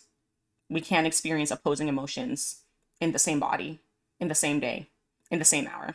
About the money, but I loved him more than that. And our relationship was just based on this deep love that we had. And so the money was like almost your secondary relationship to the from love your that we perspective. shared. And so basically October comes around, he has the hearing, I'm nervous, and it ends up working out in our favor. And his account opens up in October. And I'm so happy. He like immediately sent me, I think like $9,000. And I was like, oh my gosh, like this is amazing. Like we're gonna be able to like come out of this. And he said his business account, that was where the 10 million was supposed to be. That was supposed to be opened up not opened up. He was supposed to have a hearing set for January 10th. So that was when we were gonna figure out what was gonna happen. And I remember asking him, like, what do you think is gonna happen? He's like, well, I've been like looking at research and there's a chance that they might put in like an 18-month to 24-month hold. I go, 18-month hold? And he said, yeah, but I don't think that's what it's gonna be, but you know, we'll just cross that bridge when we get to it. Again, have never caught him in a lie at this point. And so basically, yes, you his have. personal accounts opened up. So we're alleviated of a little bit of the financial stress, but it's still like a little bit stressful because obviously I had quit my job and I was doing real estate full time. And let me tell you, I was working my ass off, but it almost was like I was restarting my career because I hadn't been working in real estate much for that whole entire year. So I was 100% relying on him for maybe like the month of November, I would say. But the rest of the months, I was still finding a way to make ends meet. I was still making a little bit of money from like doing like campaigns on Instagram, other things. So I still was like making a little bit. So December rolls around and his 90 days of being in the States is about to be up. So he went back to Denmark the beginning of December. And so my plan was to go and meet him in 2 weeks. So we're gonna spend 2 weeks apart.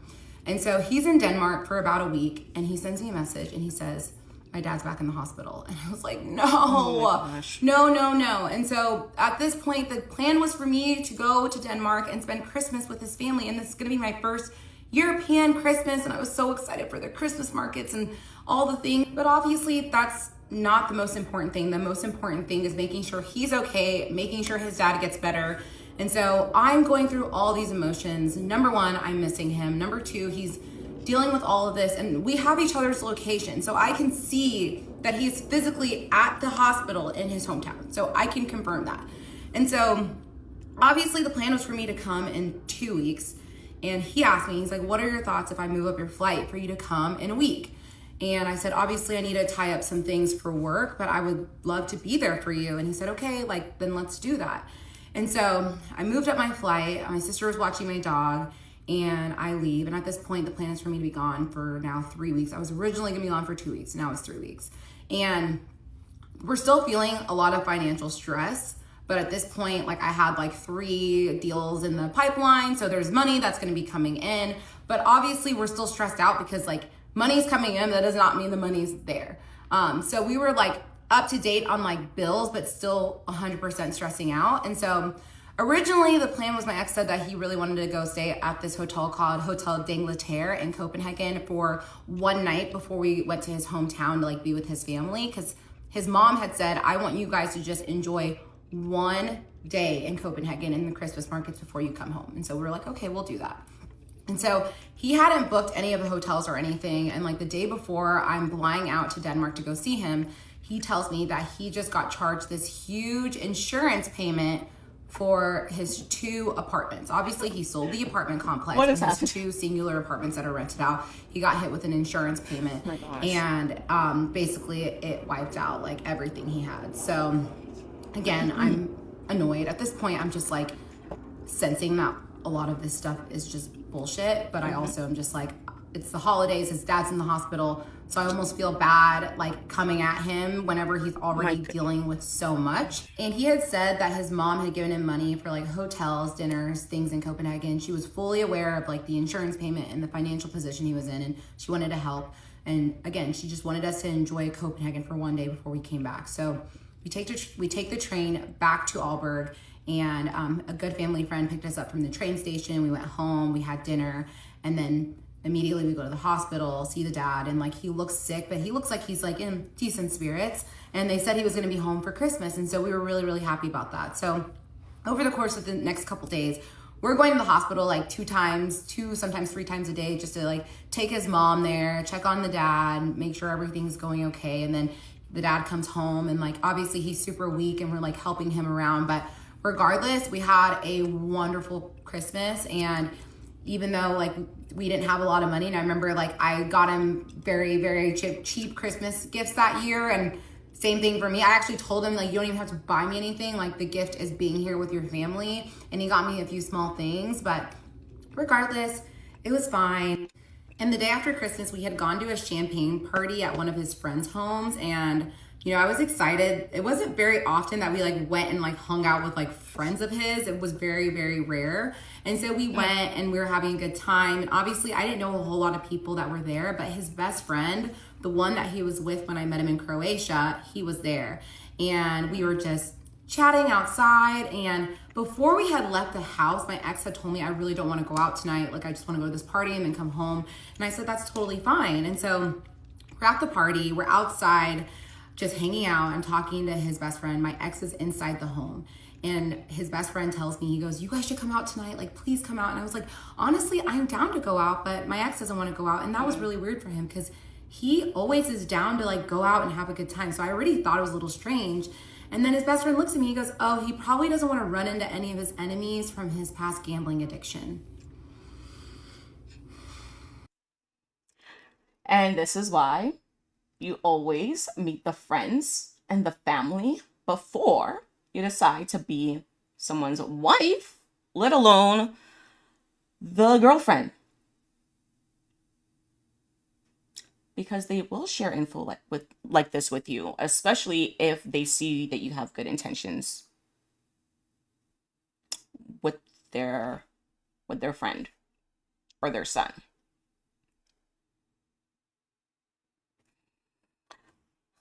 Girl. I looked at him and I said, what gambling addiction? Mm-hmm. And his best friend looks at me and goes, you didn't know that he had a gambling addiction? Mm-hmm. And we will pick up the rest in part 13. The Danish Deception, part 13. So just to recap, I was spending Christmas with my ex and his family in Denmark. And the day after Christmas, we go to a champagne party. And that's where his best friend told me that he used to have a gambling addiction. So when I hear this, I am just full panic mode. I'm questioning everything and I'm freaking out. I remember it was so cold in Denmark and I was outside, not even wearing a jacket, and I was sweating because I was just like so overheated. And so I asked him, I go, I had no idea. And at this point, his best friend is like mad, like he's angry. He's like, are you serious? Like you didn't know? And I was like, yeah, no, I had no idea. He was like, he told me that he told you. I go, he absolutely did not tell me. And I've loaned him a lot of money over the course of a year and a half. And he said he owed me money. I was like, he was like, he paid me back the money he owed me, but he did take money from me at one point. And yeah, it was bad. It was like 10 years ago. And so immediately I'm like, can you go inside the house and get him? Yep. So he gets my ex walks out, he goes, what's wrong, babe? And I said, do you have a fucking gambling addiction? I remember I screamed it in his face. I did not even care that I was causing a scene. I was just so mad. And he looks at me, he goes, I mean, I did, but it was like 10 years ago, which did check with what his best friend said, that it was 10 years ago. I was young, I was dumb, I was stupid. I would never, ever go back to that. And I'm like, well, let's play back all the times that I've given you money. Tell me how to make this make sense. And he's like, I have truly just had a year of so many downs. And I promise you, I would never in a million years gamble away your money. I'm just going to say a lie of omission is still a lie. So now you actually can't trust anything that he's saying. I do not care. That is a really huge part of someone's life to leave out, because that is a part of someone's life that determines whether that's something that you want to deal with or not, addiction of any form. And the fact that he purposely withheld that from her despite telling the best friend that he had told her shows his true colors. And you might be like, well, he might have been embarrassed. Yeah, but you chose to marry someone and you didn't tell someone before they married you, before they decide to commit their life to you, that this was part of your history. So she made a decision based on a lie because she didn't know your full true character. A lie of omission is still a lie. And for those of you who don't know, a lie of omission is when you intentionally withhold information. This was very deliberate, intentional withholding of information from her. And this is once again why you meet the friends and the family before you get married. And I don't know what to do to prove it. And I was like, well, this insurance payment that you just told me about, I'm gonna need to see proof of that. At this point, I'm like, I need to see proof. I've been drinking all night and we get home and I'm just ripping him to shreds. Like, and honestly, he's taking it. He tried a little bit to gaslight me and I just was like, you're not gonna gaslight me. You're in the wrong, you lied, you have an addiction and you didn't tell your wife and you're the problem. Yep. And so we spent a while just fighting. I actually ended up going to bed that night and the next morning I'm obviously still very angry, very hurt. And he was working in the office in his parents' house. And so after he finishes working, I'm like, we need to go for a walk because obviously his parents were home and they didn't know what was going on. And his parents are really old at this point. I just like didn't want to bring like any chaos or anything, any drama to the family, which doesn't make a whole lot of sense. Like I should have brought the whole family into what was going on, but I guess my natural instinct was to protect him. Keep in mind, she's married to him at this point. So I am of the belief that if you have married into a family, they are now your family. These conversations are not easy to have, but you should be having these conversations with this family, especially considering that she's now close with the mom. Do you have her number? Could you have a phone call with her? Like, there's no, like, I understand that she was trying not to add stress onto their plates, but look at how stressed out that you are. And this is where I said selflessness without discernment is you being foolish, because yes, you might be a selfless person, but when it comes to you being so selfless that it is a detriment to you and it starts harming you, that is not healthy. She displays so many unhealthy patterns within this series that just shows it's not like a lack of maturity necessarily. Well, some aspects it's a lack of maturity, especially in like the dating sense, considering she never had a long-term relationship. But there's just this, it feels like there's this kind of skirting accountability onto her selflessness trait when sometimes you being selfless is you actually harming yourself. And I can't think of the words to like how to put it into words, but essentially it is not a selfless act to be withholding all of the stuff that's going on behind the scenes in your relationship from the family that you've married into, because they could have helped. They could have told you about his past. It's great that the best friend eventually told you about his past, but all of this stuff could have been avoided or shortcutted if you were having conversations with your friends and your family or his family once you got introduced into that. When it comes to a marriage, I do truly believe like you try to work a lot of things internally, but you bet your booty, like if we are really struggling, we're not able to to navigate what is currently happening within the dynamic. I have a support system I'm going to go to. I have a church marriage committee that I can go to seek extra support. And my partner is not going to stop me from seeking that additional support, even if it's just for the emotional support, because there's some situations where it just takes time for you guys to be able to resolve it. But my partner loves me enough that he is not going to stop me from getting additional support and from sharing with the family, especially when we're truly going through it. That's what a healthy dynamic looks like. Not you feeling like you can't tell everyone anything, not you feeling like you can't share things with people because you're worried about piling onto their plate. I did mention in the previous reaction that we did for parts 1 and 8, like, yeah, there's sometimes when you do withhold some things, but this is a situation where it's gotten to the boiling point, and this is where you need to start sharing, even if it is adding onto the plate of other people, because this is a situation where you two aren't navigating it well by yourselves. So you need external input. And I just wonder, like, if she had told people more openly beforehand, where like the people that are closest to her, how much of this could we have avoided? They probably would have never gotten married. And so we go on a walk, and obviously I'm angry, and he like pulls up this document showing me the invoice from the insurance, and it aligns with like the amount that he told me that he had to pay. Documents can be faked, by the way. This one might be true because he has sprinkled. That's what a lot of like manipulators will do. There will be truth within the lies, but documents can be faked very easily, especially in the world of AI. And so I'm still angry, hurt, all the feelings. And he goes, "Look at me right now." And I looked at him. He goes, "Do you really think You are? But is honesty not one of your core values for your relationship? Is communication was a non-negotiable.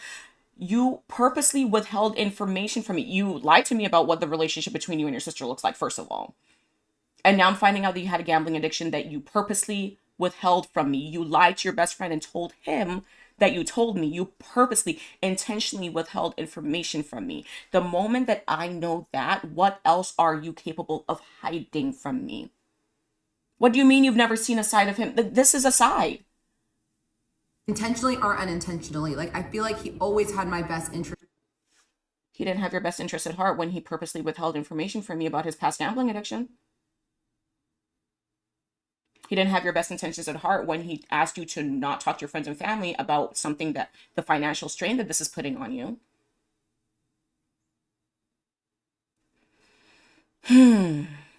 At heart, and that he was just a guy going through hard times.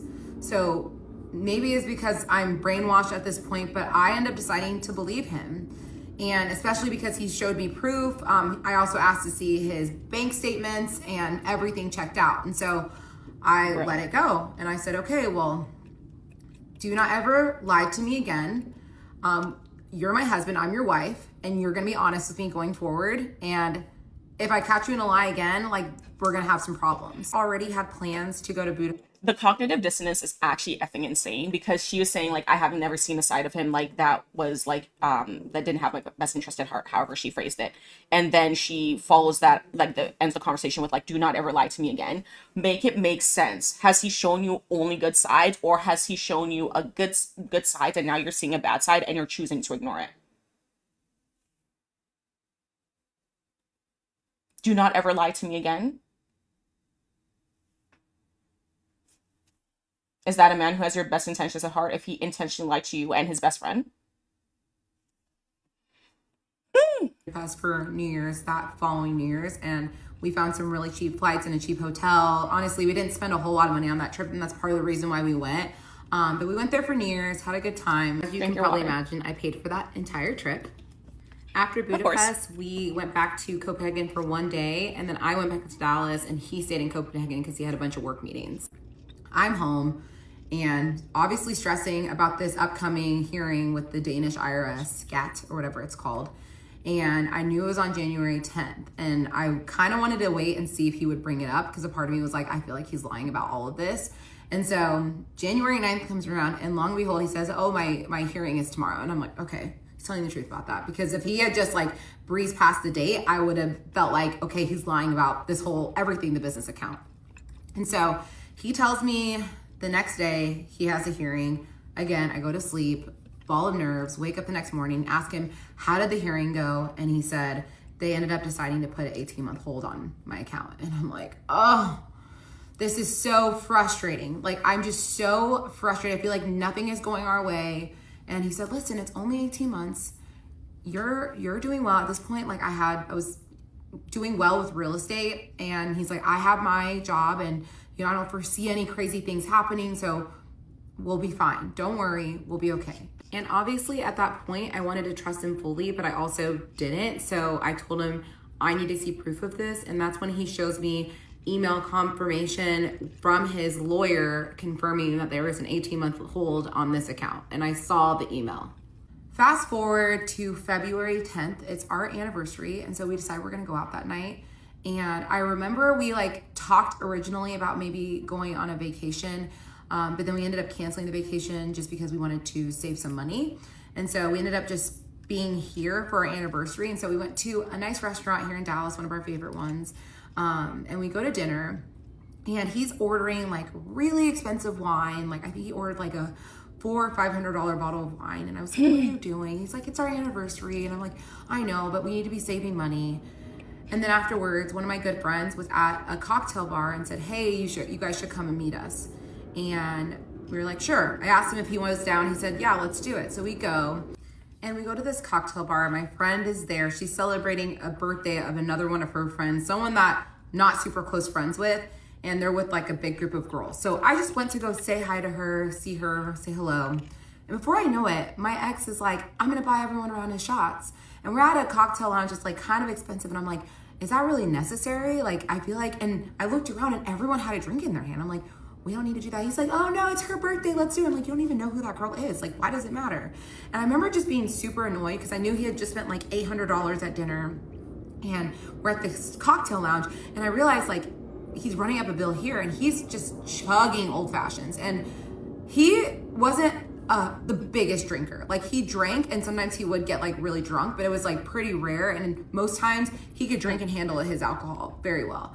And so tonight was really weird because I'm like, we're celebrating our anniversary and you would think that he just like wants to be intentional with our time spending it together. And instead it just feels like he's just slamming these drinks. And I was so confused by why he felt the need to get this drunk. And so he's having a conversation with my friend and I'm like seeing him and he's like slurring his words. And then he's talking to my friend and I see like a little bit of spit come from his mouth and like land on like her shoulder and she like wiped it away. And I was like, what the fuck is that? That's disgusting. And so he's drank his like third old fashioned. And then I look up and he's ordering another one. And I look at him, I say, are you sure you should order another drink? And he looks at me, he goes, who do you think you are to tell me when I like what I can and can't drink? And I said, excuse me, I'm just saying, do you need to have another drink? Like, do we need to get belligerent tonight? And before I know it, he's basically just going off on me saying that I'm disrespecting him and I shouldn't be telling him that he needs to slow down and that he's a man. And I'm just confused because we've never really like had arguments like this before. And I'm like, what's your problem? And he's like, you know what? Fuck it. Let's just go. And I was like, okay, let's go. So we get into the Uber, about to go home. And I'm like, what is your problem? He's like, I just don't like it when you disrespect me in public like that. And I was like, I didn't disrespect you in public. It's not like I yelled, hey, you're drunk, stop drinking. I literally told you right next to you, like there was no one else around. I just said, hey, maybe you should slow down on the drinking. Y'all, I don't know what happened next, but this huge, intense fight spiraled out. We get into the house and we are now screaming at each other. He's telling me that I disrespected him. And now I'm getting mad because I'm like, you're drunk right now. Like, what's going on? Like, you never behave like this. The fight escalates and he ends up walking out of the home. And I'm like, where are you going? And he said, don't worry about me. I'm going to get a hotel tonight and then we're going to see where we stand. And I was like, what the fuck does that mean? And we will continue on in part 14. The Danish...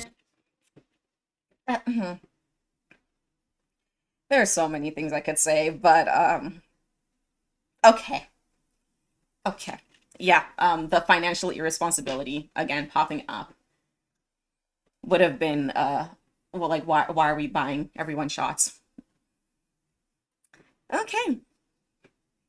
Let's continue. Deception part 14. I have Smokey here because Oh, Another thing that popped into my head that he did lie about. Well, yeah, the whole dog, his ex-girlfriend thing, when like she hard launched him and all of these Danish people like were viewing her stories. Like the writing has been on the wall for so freaking long. He has been showing who he is in bits and pieces, and Delulu love. Delulu love. Really need emotional support to tell this part of the series. Okay. So he leaves the house, he goes to a hotel, and I'm so baffled and confused. And like the messages he's sending me are just so insane. And this is a side to him that I've never seen before. And I remember I called my best friend Sarah that was living in Germany at the time because of the time difference. She was awake, and I'm just bawling my eyes out. I'm like, I don't know what's going on. And like, she comforted me a lot, but I just was hurt and upset and angry. Just why is he treating me like this? And so the next day he says that he's going to come back and get some more of his things and go back to the hotel. And so I'm like, we're still doing this? And he comes over and I'm like, can we have a conversation? He's like, what's there to talk about? Like, I don't know what to talk about. Like, you disrespected me last night. And at this point, I'm like, let's have a conversation about it. And he's like, it's being extremely stubborn about the situation. But over time, he finally is like, okay, it's fine. Like, I'll unpack my bags, I'll stay. And I'm obviously pissed off that he just dropped $1,000 on a hotel room, which he spent like $1,500 the night before for our anniversary, and he just dropped another $1,000 on a hotel room. It's just like spending money so unnecessarily, and it's making me so mad. But I was like, I just want to keep the peace, so I let it go. And even though I'm still very confused at why he's behaving this way. So a couple days go by, and I get a message from one of my really, really good girlfriends, and she says, hey, I've been wanting to reach out to you for some time, but did you know that your ex owes my husband $200,000? And I remember I was like eating lunch. I was next to my ex, I was eating lunch, and I'm just like, I read this message and I couldn't breathe. Like, I literally could not breathe. And I look at him and I go, what the fuck is this? And he was like, oh, well, you know, we were working this crypto deal where we were selling watches at a profit, and he's being super picky about how much profit he wants to get and trying to find the right buyer, but I'll find it and we'll be fine. And I was like, so you kept it, you have this money that you owe this man and you lied to me about it? He's like, well, money's currently in watches and it's gonna be fine. Like, I just need to sell them. And so I was like, okay, even though like it's like red flags after red flags, I'm like, there's something up. So I'm really upset at this point because you don't borrow money from a friend, this amount of money from a friend, and not discuss it with your wife. And so I told him, I'm like, I'm really upset with you that like you didn't talk to me about this, but you know, it's fine. Well, I didn't say it's fine. I just said, this is unacceptable. And I remember that day we really didn't communicate much with each other. We weren't like screaming or fighting with each other. I just like really decided that I wanted to distance myself from him. What he did not know was that I was going to message my friend separately and ask her to ask her husband if the story that was communicated to me by my ex was true. So I asked her, and she responds to me and says, no, this is not correct. Yep. And at this point, it's the husband that's communicating. And for the purposes of this playlist and series, I'm going to refer to these individuals as Crypto and Crypto's wife. So Crypto is the one that's responding, and he's saying, no, none of this is true. He told me he had the watches sold a long time ago. He told me he was going to transfer the money, and I've been asking him, and he's been giving me the turnaround time. And you know, when his dad was in the hospital, I was trying to be respectful, but also like, you know, this is affecting my work because he works very much in crypto. And so I'm reading these messages and I'm still reading it, and I get to the end and he said, and just so you know, I had someone look into the wallet that I sent money to, and it's been linked to a gambling website since 2023. And that's when I realized that he was gambling. And in that moment, I just fully collapsed to the ground. I remember I was in the kitchen and it was like I couldn't even stand anymore. Like I just collapsed to the ground and I'm just like crying. He's like, what is it? I'm like, you're lying to me, you're gambling. And he was like, no, I'm not, like still lying. And I'm just like, just tell me the truth. Be honest with me for once in your life, tell me the truth.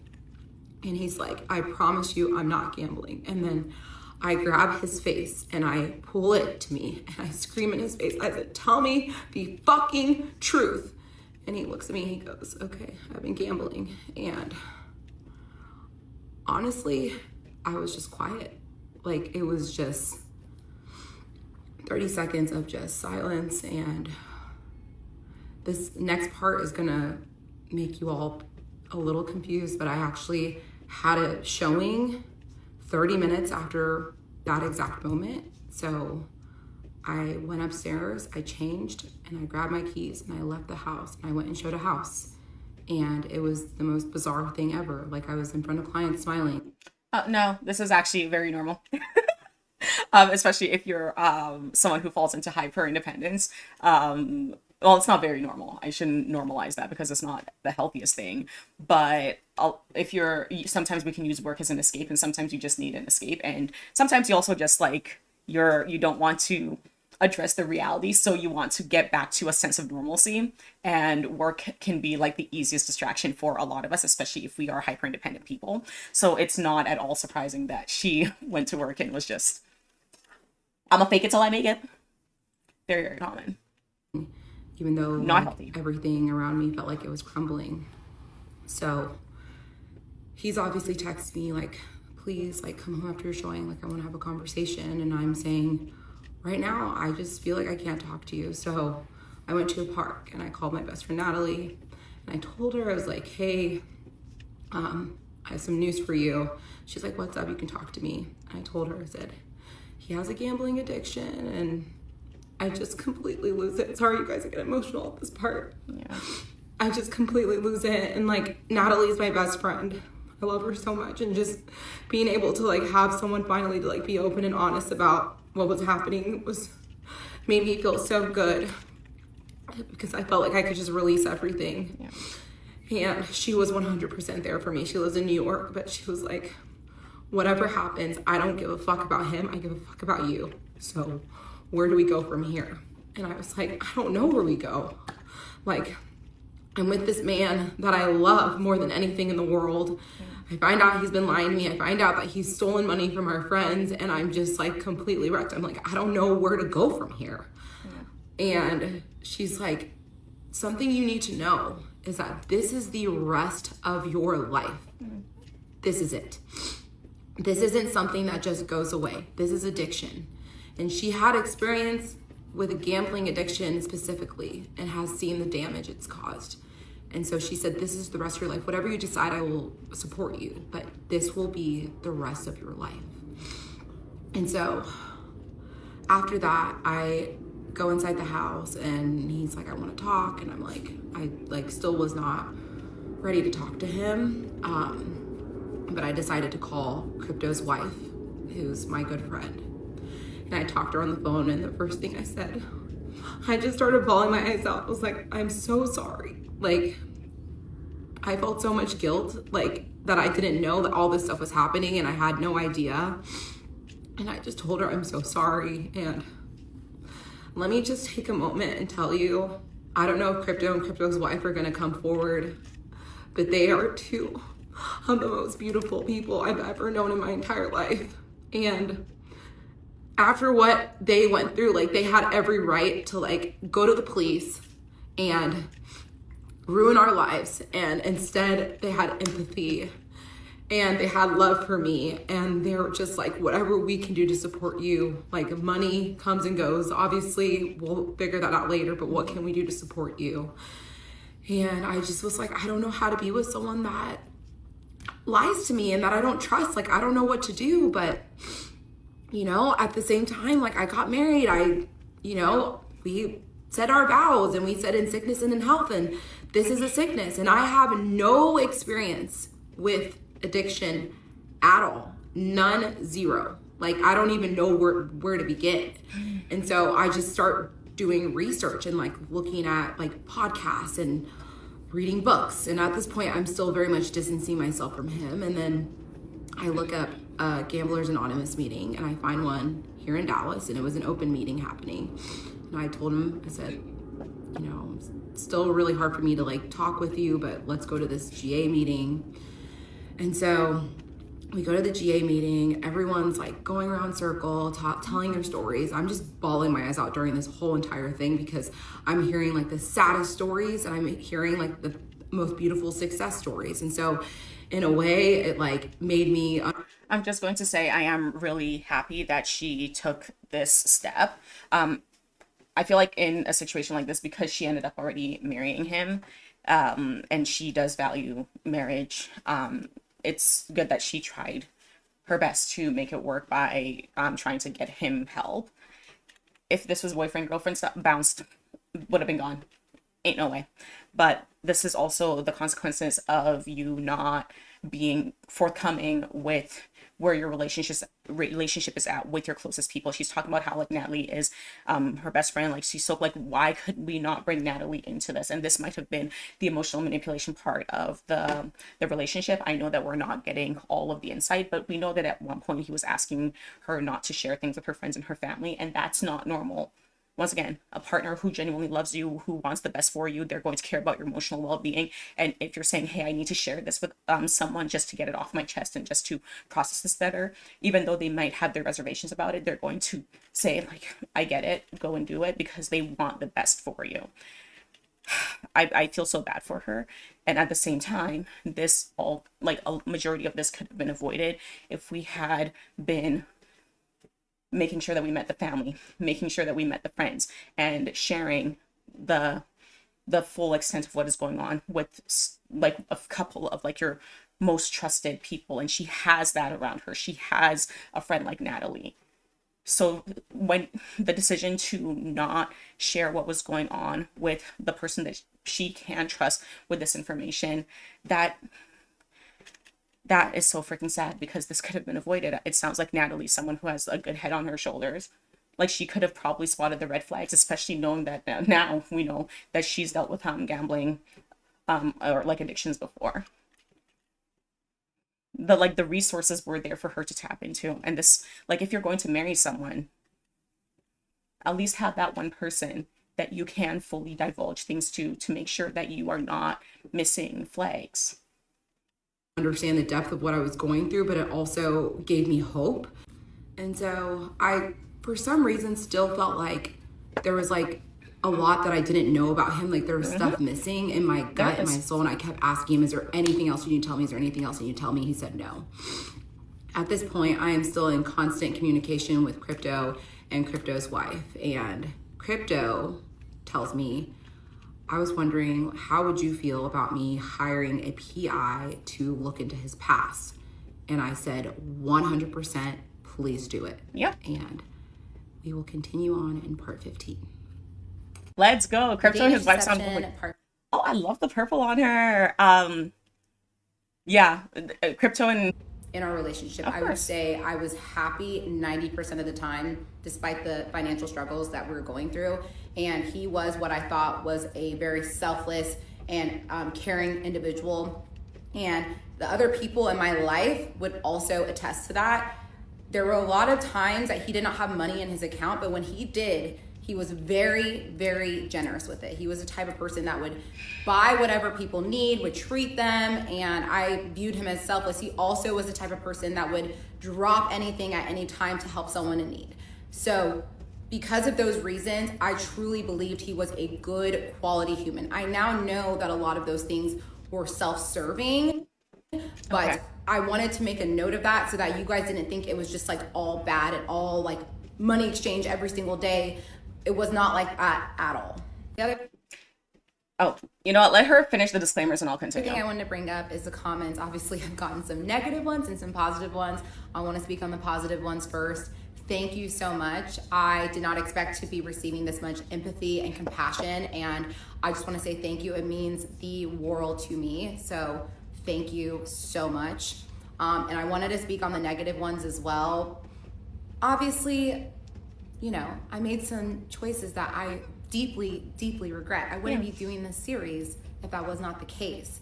And there's not a single comment that's worse than anything that I have told myself already. Listen, I was a Black woman on The Bachelor. I have a thick skin for that reason. So these messages and these comments that are negative, it doesn't faze me at all. Honestly, I couldn't care less. I am prioritizing protecting others over my own self-preservation, and I will never regret that. But what does bother me is there are other victims that are reading these comments and they are feeling like they need to keep silent because they're worried about how other people will perceive them. And when you silence other victims, you are now giving the power back to the predators, and that is what I'm not okay with. So I challenge the people that are making the negative comments to reflect on what you're saying and to make sure we're all keeping the big picture in mind. We are trying to make sure victims can stand up and find their voice, and we can prevent this from happening to other people. That's all. Okay, I know, enough talking.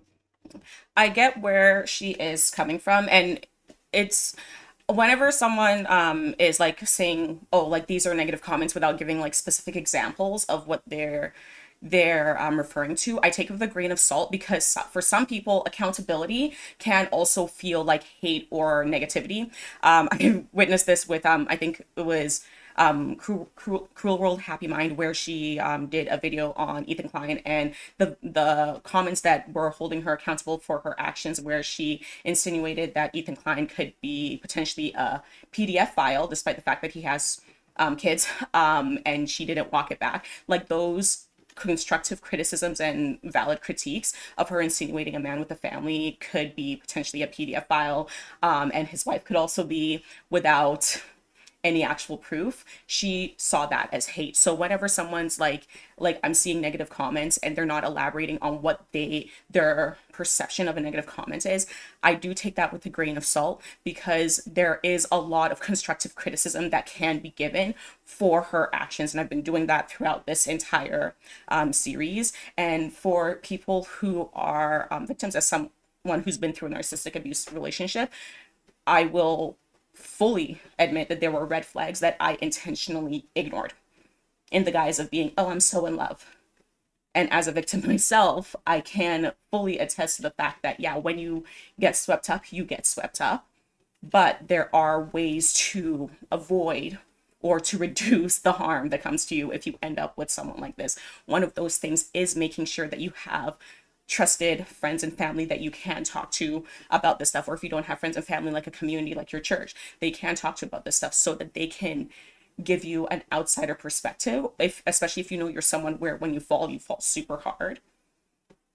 So it is interesting that that she mentioned that, and I can understand why it would dissuade some people from sharing their experience. But also, not everyone is meant to go on a public platform and share their experience with their abusers. There is a lot more awareness around these really unhealthy dynamics and these manipulators and these narcissists now than there ever was. So yeah, I really wish that she would have elaborated, and maybe in like follow-up videos she elaborates on the kind of comments that she's referring to, because accountability can sound like hate if you're not in the place to receive it. That's just the reality of things, right? At the beginning, another thing I want to say, at the beginning, she mentioned how there were a lot of good moments, and that's normal. Like, I think we all know that. Mainly right now she's condensing down and focusing on like the major events that happened, and the fact that there were a lot of good moments does not mean that we put blinders on. We still, as humans, we are ingrained to see patterns. And when these patterns started popping up, even amongst all of the happiness, like she was telling us how like her intuition was kicking in, that there were things that were wrong. So I understand her being like, oh, like there were a lot of happy moments. I feel like most people, you understand that if she's telling a story about what was an abusive relationship, for lack of better terms, you know that there was a lot of happy moments, and that's usually what gets people to stay, right? But it is interesting that she felt like she had to clarify that. Maybe I didn't look at the comments or anything like that, so maybe there was a lot of people just being like, oh my gosh, if this relationship was so horrible, why did you stay? Not realizing that this is probably only like 5 to 10% of their relationship. But it's interesting that she mentioned how he was so selfless, and he would do anything for anyone. Like at the drop of a hat, whenever he had the money, he would send it. This is where I talked about selflessness without discernment is foolishness, and this would be for me a red flag. If I'm seeing someone where I know their finances are up and down, and whenever they do have the money, like they will spend it on everyone, that to me is not normal. That to me is not selflessness. That is to me is someone who's foolish. Because why aren't we saving up? We're about to get married. Like, why aren't we saving up? Why aren't we putting things away? It's great that you want to serve others, but in order to be able to serve others, you have to be able to serve yourself. You have to be able to fill your cup. You have to be serving from a place of stability. So her saying like, oh, like to like everyone around me agrees that he was super like selfless and all of that stuff. Yeah, because he was projecting an image that he wanted everyone to see. But when you put everything within the context of what was going on in your relationship, when it comes to the financial aspects, which you weren't sharing with other people, so they had a skewed view of him as well. Keep that in mind. Like she's saying, like everyone around me agrees that he was like super selfless and everything like that. Do you think that they would have had that exact same opinion of him if they knew about the financial manipulation that was going on behind the scenes? No. So we can't even take their perspective as testimony of him being like this really amazing guy, because they didn't have the full information because of the decision to not share about the financial stuff going on behind the scenes with your friends and family until you found out about his gambling addiction. So, yeah. Let's get back to the series. So Crypto tells me he's going to hire a PI to look into my ex. I was 100% on board with this. I did not tell my ex this was being done.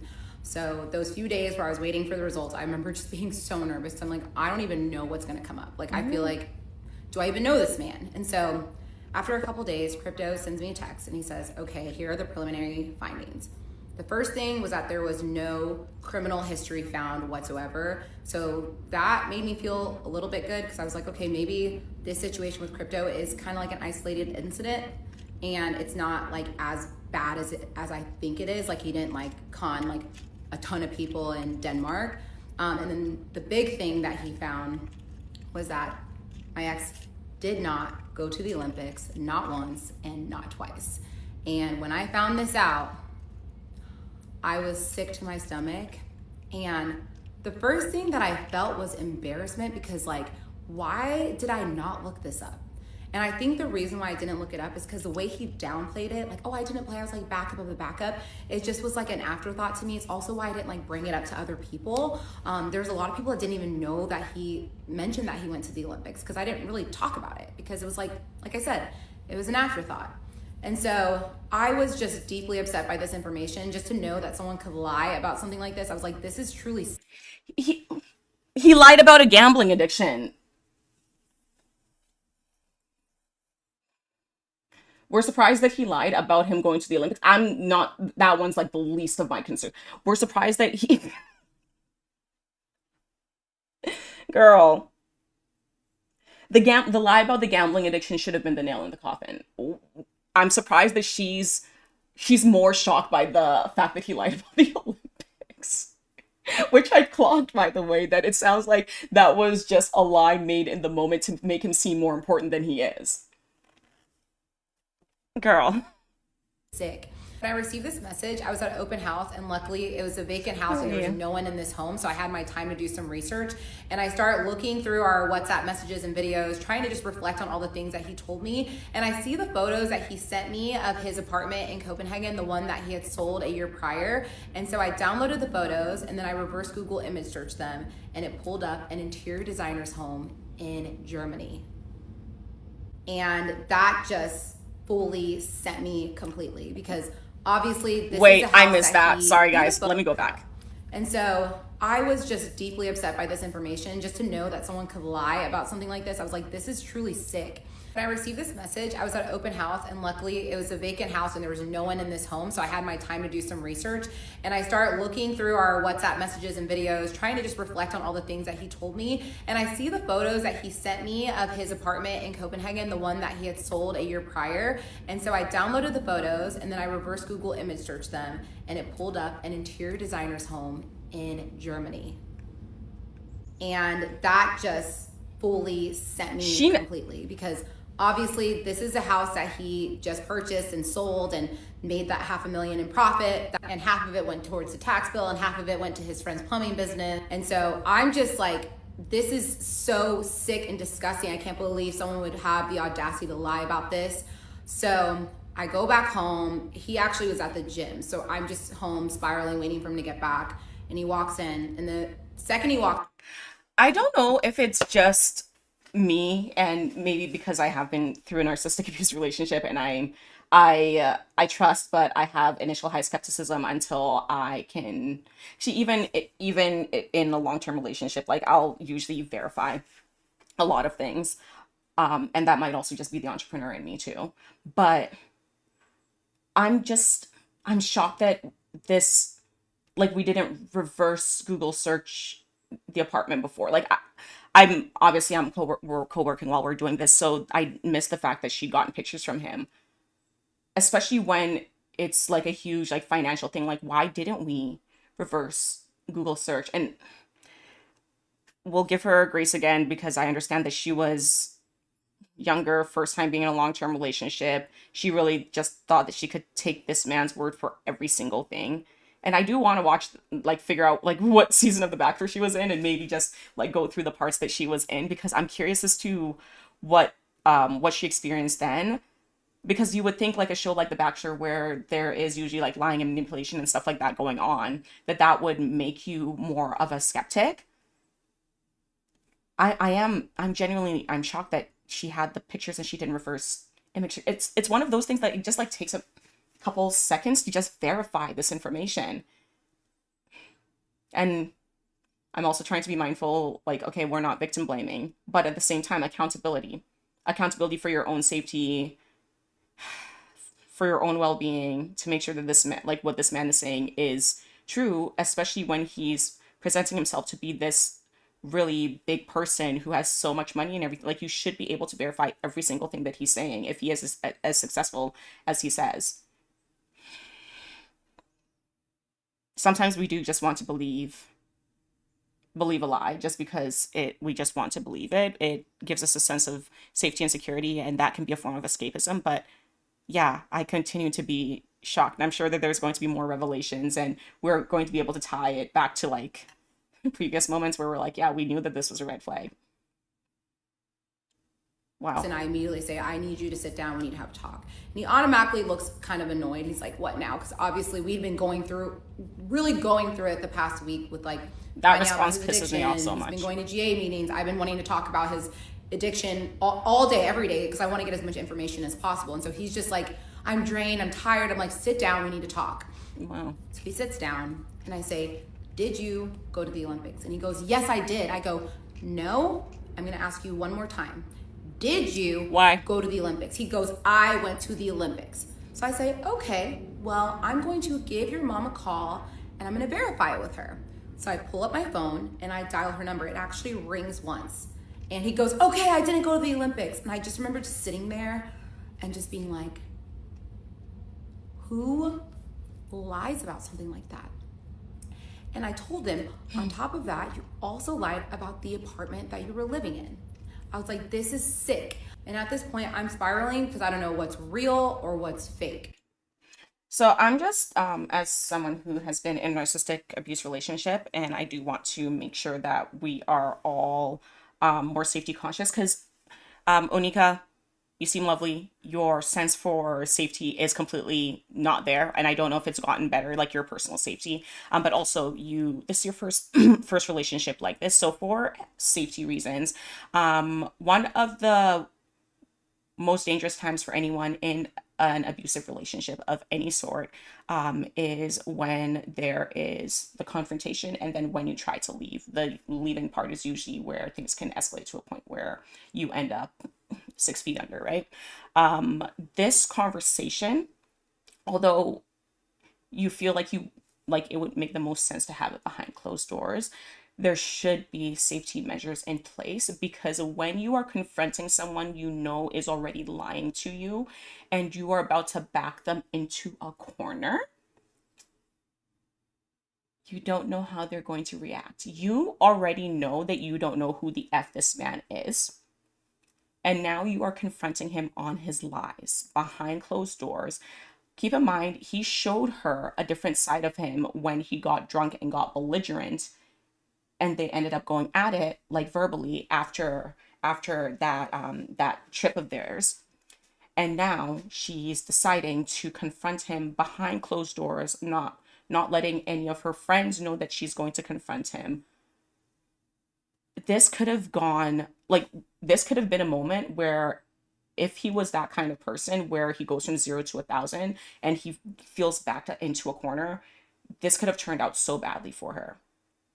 When I ended up, like, the last time, like, I had that I'm leaving conversation with my narcissistic ex, my best friend at the time knew when I was going, when I arrived, and when I left.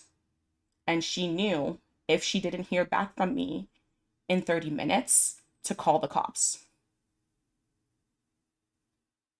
When I went to end things with my narcissistic ex, I made sure we didn't go into the basement. We stayed at the top level of the house. I knew all of the exit points. We actually stayed right close to the front door in, like, the living area. I made sure, like, my key, like, if you're gonna do anything, I'm gonna jab it in your eye. I went in prepared for the worst. The best case scenario would have been to have the conversation in public, like go to Starbucks, go for a walk, we're in public, and then I can dash, scream for help, something like that. But you don't want to go into a conversation like this with someone you know has been consistently lying to you, who has an addiction, without proper safety precautions. So PSA for anyone who's trying to leave an emotionally, mentally, potentially physically abusive relationship, when it comes to confronting them about their lives, or when it comes to leaving, you don't do that without proper safety measures in place. You don't do that without alerting someone, giving them a timeline, making sure that they're checking in on you. And then you don't do that ideally behind closed doors. You want to have that conversation in public, or better yet, someone drops you off, they park just down the road, or they're parked, somewhere close by, where within a minute's notice, if like they like text you every 5 minutes or something like that, they can come to the house and check in. I sometimes I watch like true crime and stuff like that, and one of the videos I was watching last night was the woman getting killed literally the day that she confronted her husband about cheating and said that she was going to leave. The man went from 0 to 100, brutally murdered her. So that's just something to be mindful of. Obviously, by the grace of God, she's here, she's alive, but this could have gone so differently. So PSA for anyone who's in the situation, who's with a manipulative or abusive partner, you don't confront them one-on-one without safety measures in place, please. Oh my goodness. And so I tell him, listen, I saw the email from your lawyer about the business account, so I feel like I got the proof I needed for that, but I do need proof about the other 2 apartments in Copenhagen. He said, absolutely. And that's when he pulls up the lease agreements, and obviously the lease agreements are like all in Danish, but he's like translating it for me. There's like the name, there's the address, there's the amount they're paying, it's their lease term, all these things. And so I was like, okay, I felt like this was proof. And so at this point, I like don't know where we go from here. And like, I'm not gonna lie to you guys, like 100%, I was thinking about just picking up the phone, calling my family, and just being like, this is happening, I need to leave him. But I'm still so in love with this man. I can't picture a life without him. Despite everything that he's put me through, I just felt like I could not say goodbye to him. And I understand that feeling. One of the things I worked on with my therapist when I was learning to date again after that narcissistic abuse relationship, so I could pick healthier partners, is that regardless of what goes on, you have to love yourself enough to be able to leave the person that you feel so in love with. If you do not truly love yourself enough, you will end up being more susceptible to these kinds of relationships. You have to love yourself enough to be able to protect yourself when someone is intentionally hurting you. Because this is him being intentional with all of his lies and everything like that. This is him not giving an F about you. And yes, you can still love the person who put you through hell, experienced it. It is a horrendous juxtaposition of your emotions, but you do have to love yourself enough to get the F out if this relationship becomes a detriment to your health, your safety, and your health includes your mental health as well. You can't love a man more than yourself. You can't love a man more than God. And we knew that this was going to be the outcome when she said that in the first like 8 parts that the man, like essentially she felt like this man could like destroy her.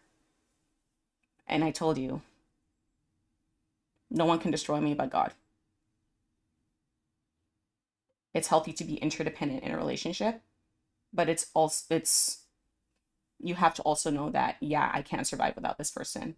If you get into a relationship where you feel like you can't survive without them, there's either something wrong within the dynamic where you might be getting emotionally manipulated, or there's something in terms of like you needing to do some self-work when it comes to like potential like codependency or other like trauma that has happened in your past that makes you overly attached to someone. And as someone who's experienced a lot of trauma, I was looking for love in places that I shouldn't have been. And if you don't get to that place of loving yourself more than the dynamic that you're in, it puts you in a really, really, really hard spot when you actually do need to leave. And I think a lot of us, we know it's hard for people who have kids with their partner to leave, but a lot of women end up doing it, not because they love themselves more than the person that they were with. They stayed in the abusive relationship for a reason, but because they love their kids more than the person that they were with, and they didn't want harm coming to the kids. If you're a Christian woman, you got to love God more than the person that you're with. The Bible asks us to do so. And I really just felt like disease is the enemy, not him. So we need to work as a team and fight it together and overcome this. And I felt like we were capable of anything at this. It's a beautiful sentiment for a partner who deserves it and who is showing consistent action towards wanting to also overcome this disease. That consistent effort would have come at the beginning, where he would have actually been open to you about having the past addiction. He set the tone from the beginning about how he's going to act when it comes to his addiction. And yes, we can say, well, people deserve second chances. We shouldn't just judge them based off of, one action. But you asked him a question. You asked him multiple questions, and he directly lied to your face yet again. So although it's beautiful and fluffy to think like it's us against this disease, this man literally just proved to you that he will lie to you to preserve his image. It's not going to be you against this disease if he is hell-bent on keeping the same patterns that got him in this situation to begin with. Lying being a major component of being an addict. At this point, and especially like with the challenges that we had already gone through, I felt like we were invincible, like we could overcome anything. That's the mentality that I was going into it with. And so obviously I'm talking to him about my reservations. I was like, I don't know where we go from here. And I did tell him that I didn't know like how to move forward. And that's when he just like starts crying, and he's just like, I love you so much. Like whatever I can do to prove to you that I will be the man that you deserve, I will do it. And he's like, I'm sick to my stomach about what I did to Crypto and his wife. I saw him, and he was, living such a great life. And in my mind, I thought like I could take some of his money and like make more money, and then I could give him this interest, and then we would have some money. And I was like, listen, this is all delusion. And at this point, I've done a lot of research on gambling addiction, and it's like it's all a delusion centered around this dream world where you're going to provide these cars and nice and luxuries to the people that you love when you get your big win, and it never happens. And so I just said, listen, you need to know, and I know you already know this, I don't need these things. I don't need the big house, the fancy cars. I don't need any of this. I don't. Like, I'm happy just being here in Dallas with you and just hanging out with Smokey on the couch watching movies. I don't need any of this. And I did feel so ill and disgusted, but I'm still so in love with him. Despite the lies, despite everything, the love was still 100% there. And so I communicated to him, I said, listen, things have got to change or you're gonna lose me.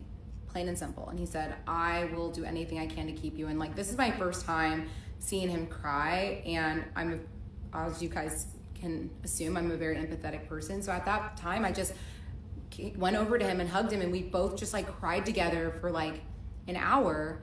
And it felt like the breakthrough I had been waiting for our entire relationship, because I'd never seen this emotional side to him. And I felt like, okay, like we've had this breakthrough, now we can move forward. And so the tears were probably because he was feeling a loss of control over the situation.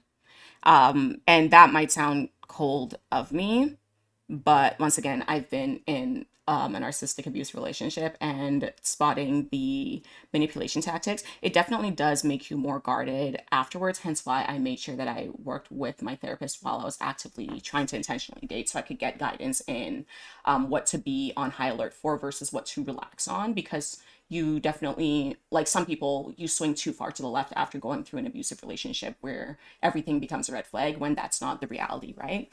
So for her to be so impacted by the tears, once again, it's more of like an emotional maturity slash she's never dated someone who's this manipulative, and this is just another tactic. And oftentimes the tears are more so from their feeling of losing control, as opposed to genuinely feeling remorseful of the current situation. And it sucks when you come to that realization that, yeah, like they weren't feeling as hurt and they weren't grieving the same thing that you were grieving, that they were just, it was a self-serving moment where you think you guys are crying about one thing, but realistically he's just crying about the fact that he's about to lose his supply of money, his supply of love, his supply of for some people the narcissistic supply. But I hate this for her. So we had already had a trip booked to Colombia, because he only could be in the States for 90 days. So we're like, where can we go that's affordable and you can reset the 90 days without having to fly all the way back to Denmark? And so we went to Cartagena, Colombia, and it was a very affordable trip. And I know a lot of you are thinking like, how are you traveling? He was making a very steady income, and once I found out about the gambling, like his account was like stacking back up. I had told him like, we're gonna reach out to crypto, we're gonna set up a payment plan. And I had told crypto about the trip to Colombia that we had already booked, so that I didn't seem like we were being disrespectful towards him. I had a feeling that he had the ring for some time and that he was gonna propose, and he knew that he could not propose to me with everything that was going on, and he needed to take time. And by the time we were going to Colombia, I felt like we were getting our lives back on track. We were obviously stacking up our money again, and I felt like he was being open and honest with me. He would talk to me about his addiction. He was going to GA meetings every single week. But I still did not feel comfortable accepting a proposal unless he made amends with crypto and crypto's wife. And so I told him the day before we went to Colombia, I said, we need to go and have a sit-down conversation with crypto and crypto's wife. And obviously I realize now that my ex should have been the one to suggest that we go make amends with crypto and crypto's wife. But regardless, we go there the day before we go to Colombia, we go to their house and we sit down in front of crypto and crypto's wife, and I will pick back up in part 16. Okay. Since we are a little bit ahead of schedule, I haven't been yapping too much. Let's finish part 16 and then we will end for today, because I am curious about how this part goes. So we might go a little bit over because we've got about 20-ish minutes left, and it's looking like, well, the episodes are usually 10 minutes long. So we'll see if I have a lot of commentary to give on this or if we breeze through it. But we will stop after this one, and then we will be back tomorrow at the same time, 6 a.m. Pacific time, 9 a.m. Eastern time, to hopefully wrap up the series. And then maybe we might do like a follow-up, or I might do some reaction videos to follow up on like other things that she's added on, because she's been making quite a few follow-up videos too. The Danish Deception, part 16. Okay, let me recap a little bit for you guys. So it is now April of 2024. I found out about his gambling addiction in February of 2024. So we've had a very, very solid good 2 months. I feel like he's being honest. I have a feeling he's ready to propose because I knew he had the ring, but he knew I wasn't ready to accept that proposal from him, even though we were already married, but it still was like symbolic to me. So I wanted us to be in a good place. So I had a feeling he wanted to propose in Colombia. And so I set up a meeting for us to make amends with Crypto and Crypto's wife. So we go to their home, we walk in, I'm already feeling so emotional. And we sit down and we just, at first we're just sitting, talking, catching up. And then finally, and you can tell it's like the elephant in the room for like the first 30 minutes that we're there. And then finally, I was the first one that spoke. I was just like, I just want to speak on behalf of myself and say that you guys are just two amazing human beings, and the empathy that you showed us, even when it wasn't deserved, will never go unnoticed. And I just, from the bottom of my heart, I just want to say I'm sorry for not being more vigilant and realizing the situation that we were in. And then my ex began to talk, and he basically just said, I know that I did these things, but it almost was like I was a different person. Like it felt like I wasn't in control of myself and my actions. And it was just, you know, he was just speaking from the heart and just saying like this addiction took over me and I almost didn't know right from wrong. And Crypto and Crypto's wife both took turns talking, and they were just so understanding. And, you know, they communicated, we understand this is a disease and we still care about you both, and we still want to have both of you in our lives. And it just felt like it was a great conversation, and I felt like we can move forward from here. We're going to set up a payment plan and everything's going to be okay. And so the next day we go to Cartagena, Colombia, have a spectacular time. And I was kind of expecting the proposal throughout the trip, and I didn't know when it was going to come. And then there was a night that we went to dinner, and then we went out for a drink, and then we came back home. And the hotel we were staying at had a rooftop that was like overlooking the city. And so we went up there with a bottle of wine, and we're just drinking wine and just talking. And I, at that moment, just felt so grateful for him and for his sobriety and for his honesty. And before I know it, I look down and he's down on one knee and he tells me, I know this isn't your dream proposal, and I know I've let you down a lot, but I will make it up to you, and I'll spend the rest of my life trying to be the man that you deserve. And at this point, I'm just hysterically crying, and I'm so happy. And it really did feel like the happiest moment of my life, and the yes was so easy. There was not a doubt in my mind. It kind of felt like it did whenever we got married. There was no hesitation, but it felt much more deeper this time around, because now I know about his flaws and I know about his struggles, and I know he's not this, you know, perfect individual, which nobody's perfect. We're just imperfect people that come together and try to have a relationship. So after Cartagena, What I don't like about the timing of the proposal is it is after he has been on good behavior. So he's been playing the part of, you know, doing the right thing. 2 months is not enough time, by the way, to judge if someone has actually changed. It takes about 30 days to form a new habit, and then after the 30 days is when you start to see if this habit is actually going to stick. And a lot of narcissists, they can put on a show for 3 months, 10 years. They can put on a really, really good show. So the fact that they are in Cartagena, whenever you travel, obviously your mood's elevated. They've just had this conversation to reconcile with Crypto and his wife. This man is taking advantage of the emotional high that she's on, because she's feeling good about the fact that he's been putting in effort for only 2 months. I'm going to put an emphasis on only 2 months. She's feeling good about the fact that they've reconciled with Crypto, because we're just going to assume that all of his words are BS at this point. He's just saying what he needs to say to get out of the bad books with people. And now you guys are, you know, in a dream destination, going back to like that psychology of like bachelor and dating shows where there's a high from traveling and all of these like fast-paced things, so you don't have the time to actually sit with how you're genuinely feeling.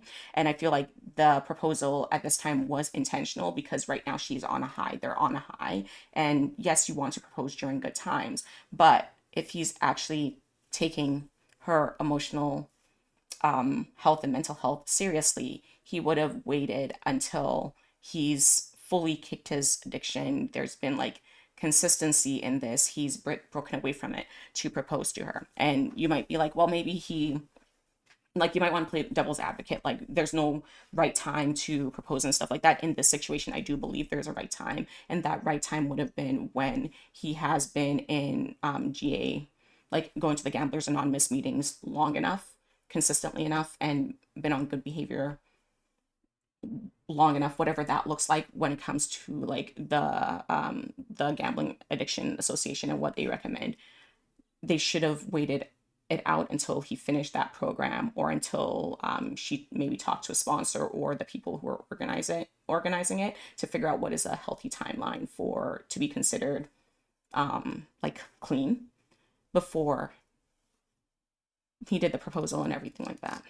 I know that they're already married, so it doesn't make a difference in a sense, but it does, because now this is the, like, now that he's officially proposing and everything like that, I'm assuming now the parents are going to be like, oh, like, let's get you married, all of this stuff. So I don't love this. I feel like this is just another form of the manipulation.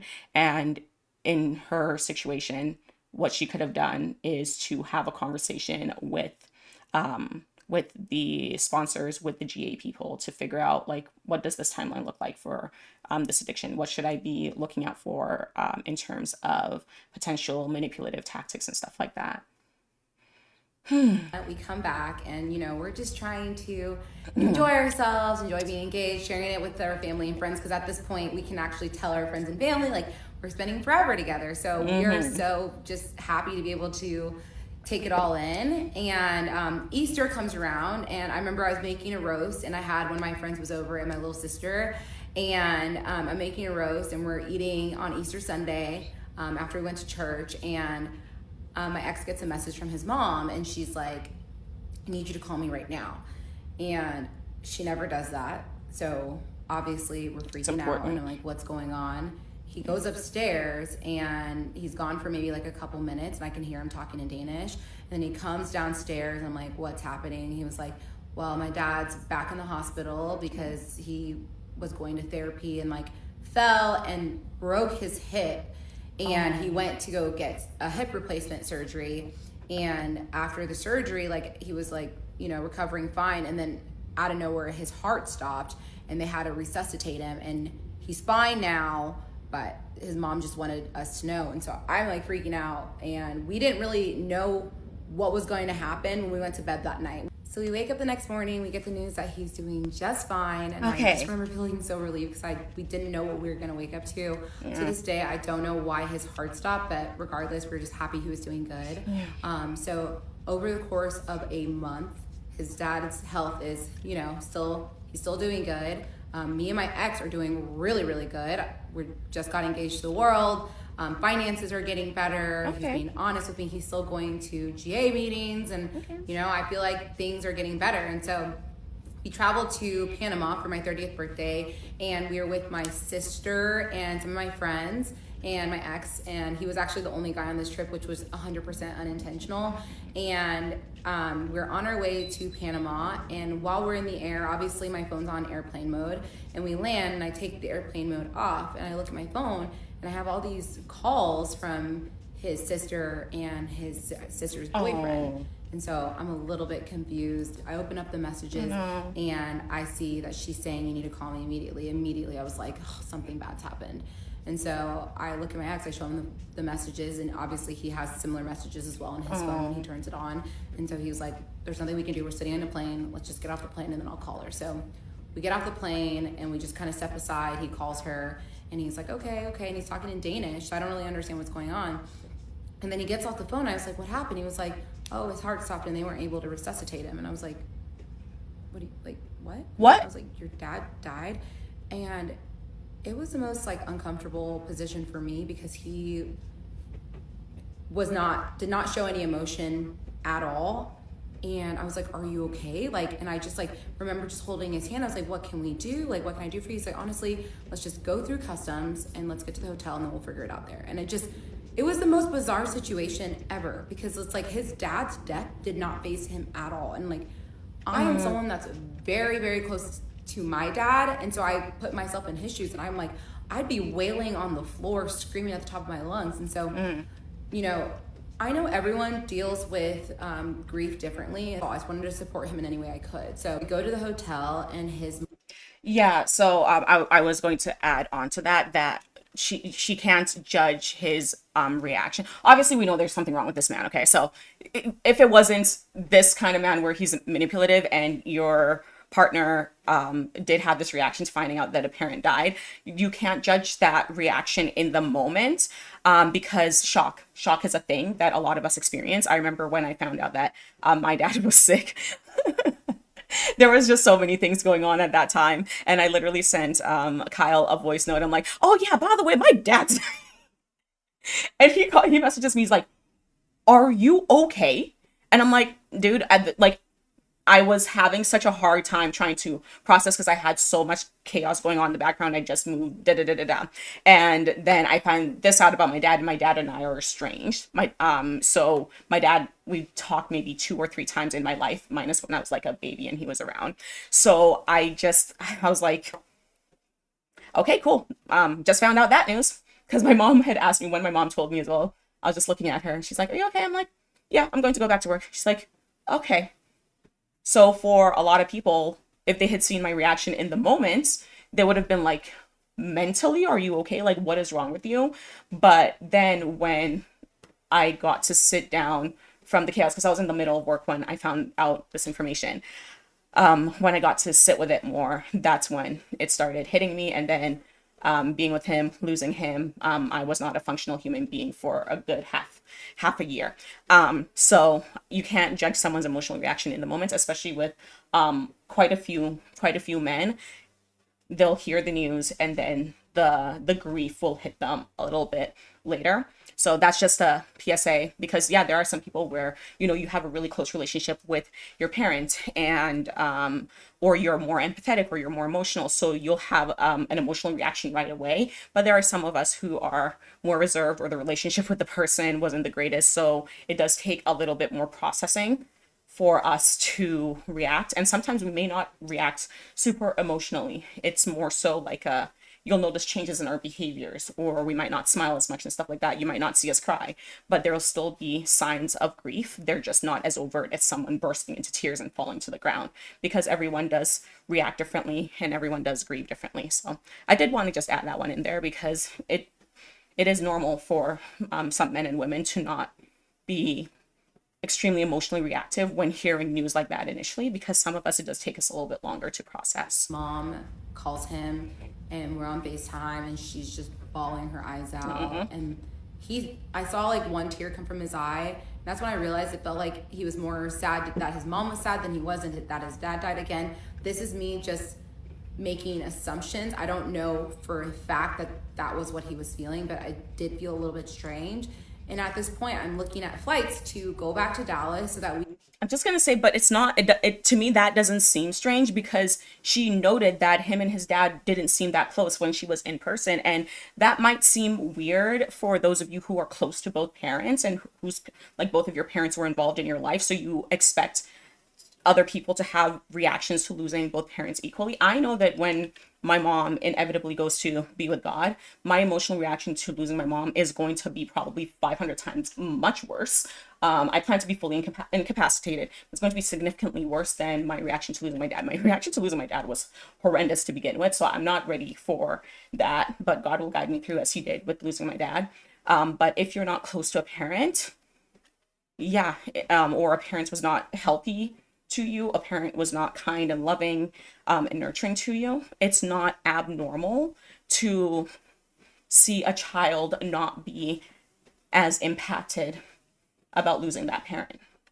And it might sound strange if you came from like a 2-parent household where both of your parents were super involved, but that is the reality. We have closer relationships to other people, to different people in our lives, and obviously the person that you're closest with, that will impact you more than the person who was not as close with you. we can get on a plane to go to Aalborg, Denmark to be there for his family.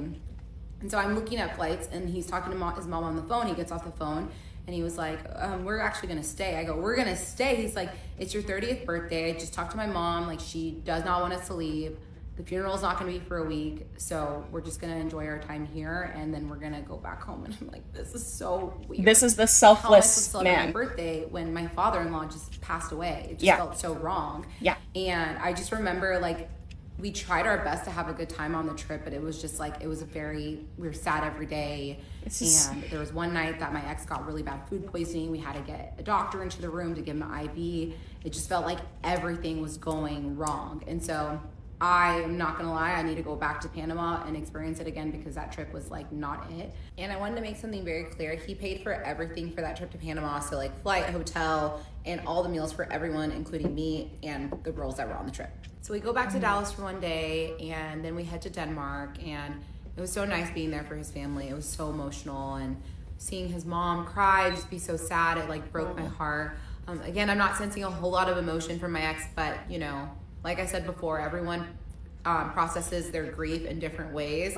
But we go to the funeral, and I remember I'm sitting in the front row holding my ex's hands, and I look up at him and I see like he's like starting to cry like at the funeral, and that's the first time I've seen him cry. And so I was like, okay, there's emotion there. Like, I don't know where like the emotion's coming from. Like, is it coming from like losing his dad, resentment, from, you know, regrets? I really don't know, but I definitely could sense there was emotion there. And so after the funeral, you know, the next couple of days, I would just spent a lot of time with his family, and I spent a lot of time with his older sister because she was around, because the mom wanted all of her kids and grandkids to be around her. Obviously, she just lost her husband of 50 years. Yeah. And so I started spending a lot more time with the older sister, and, you know, I'm not picking up on like a whole lot of bad vibes. Like, I thought she was super nice. I thought her kids were so cute, and I love babies. I love little kids. So I really started to bond with her kids.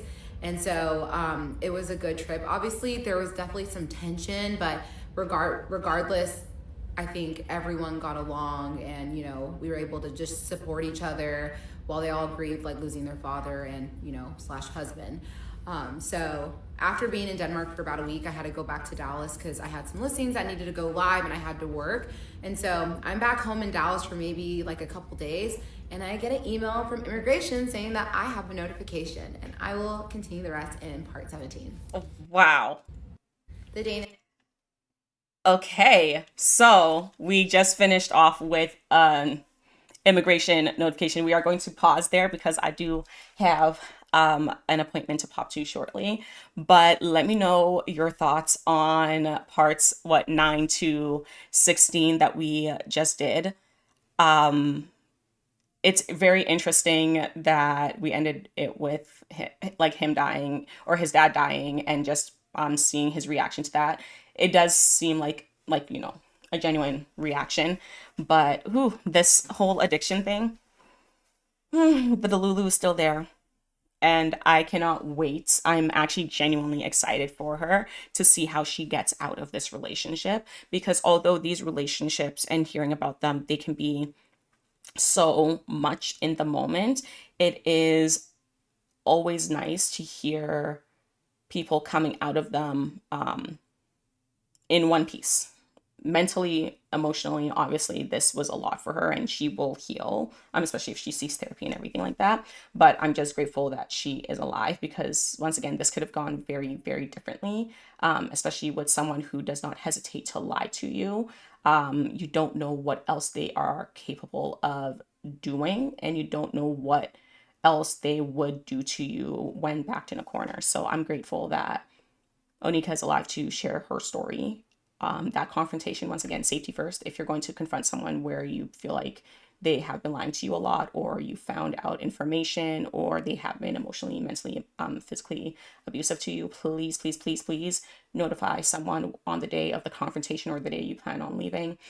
If you were planning on leaving, do it when they're not home. Do it with someone supporting you and helping you, because there have been instances where the person planned to leave when the partner wasn't home, but the partner had an idea or an inkling that they might be trying to leave, and then they kind of stake things out and still end up hurting the person who was getting abused, because they had an idea that the person would try to leave. So even in a situation where you're trying to leave, if you're leaving at night or you're planning on leaving in the day while they're at work, still having a friend that can back you up or support you in that, or a family member that can support you in that, is super important. But at the end of the day, safety first when it comes to these kinds of relationships. And if you are someone who's gone through a narcissistic abuse relationship before too, or you have gone through a manipulative or toxic relationship as well, sending you so much love, because this one is not, it's not easy to get out. And if you have gotten out, I'm super proud of you. And if you are trying to get out, you absolutely can do it. And getting a therapist, talking to your friends or family, talking to your church council, so that you can have the right support systems in place to get out, is super, super important. So yeah, that is it for this stream. We'll be back tomorrow at 6 a.m. PST, which is 9 a.m. Eastern, to continue the Danish Deception and to wrap it up. And then I'll do either some follow-up live streams or some follow-up reaction videos. But thank you for being here with me today. It has been a blast, and I'll see you in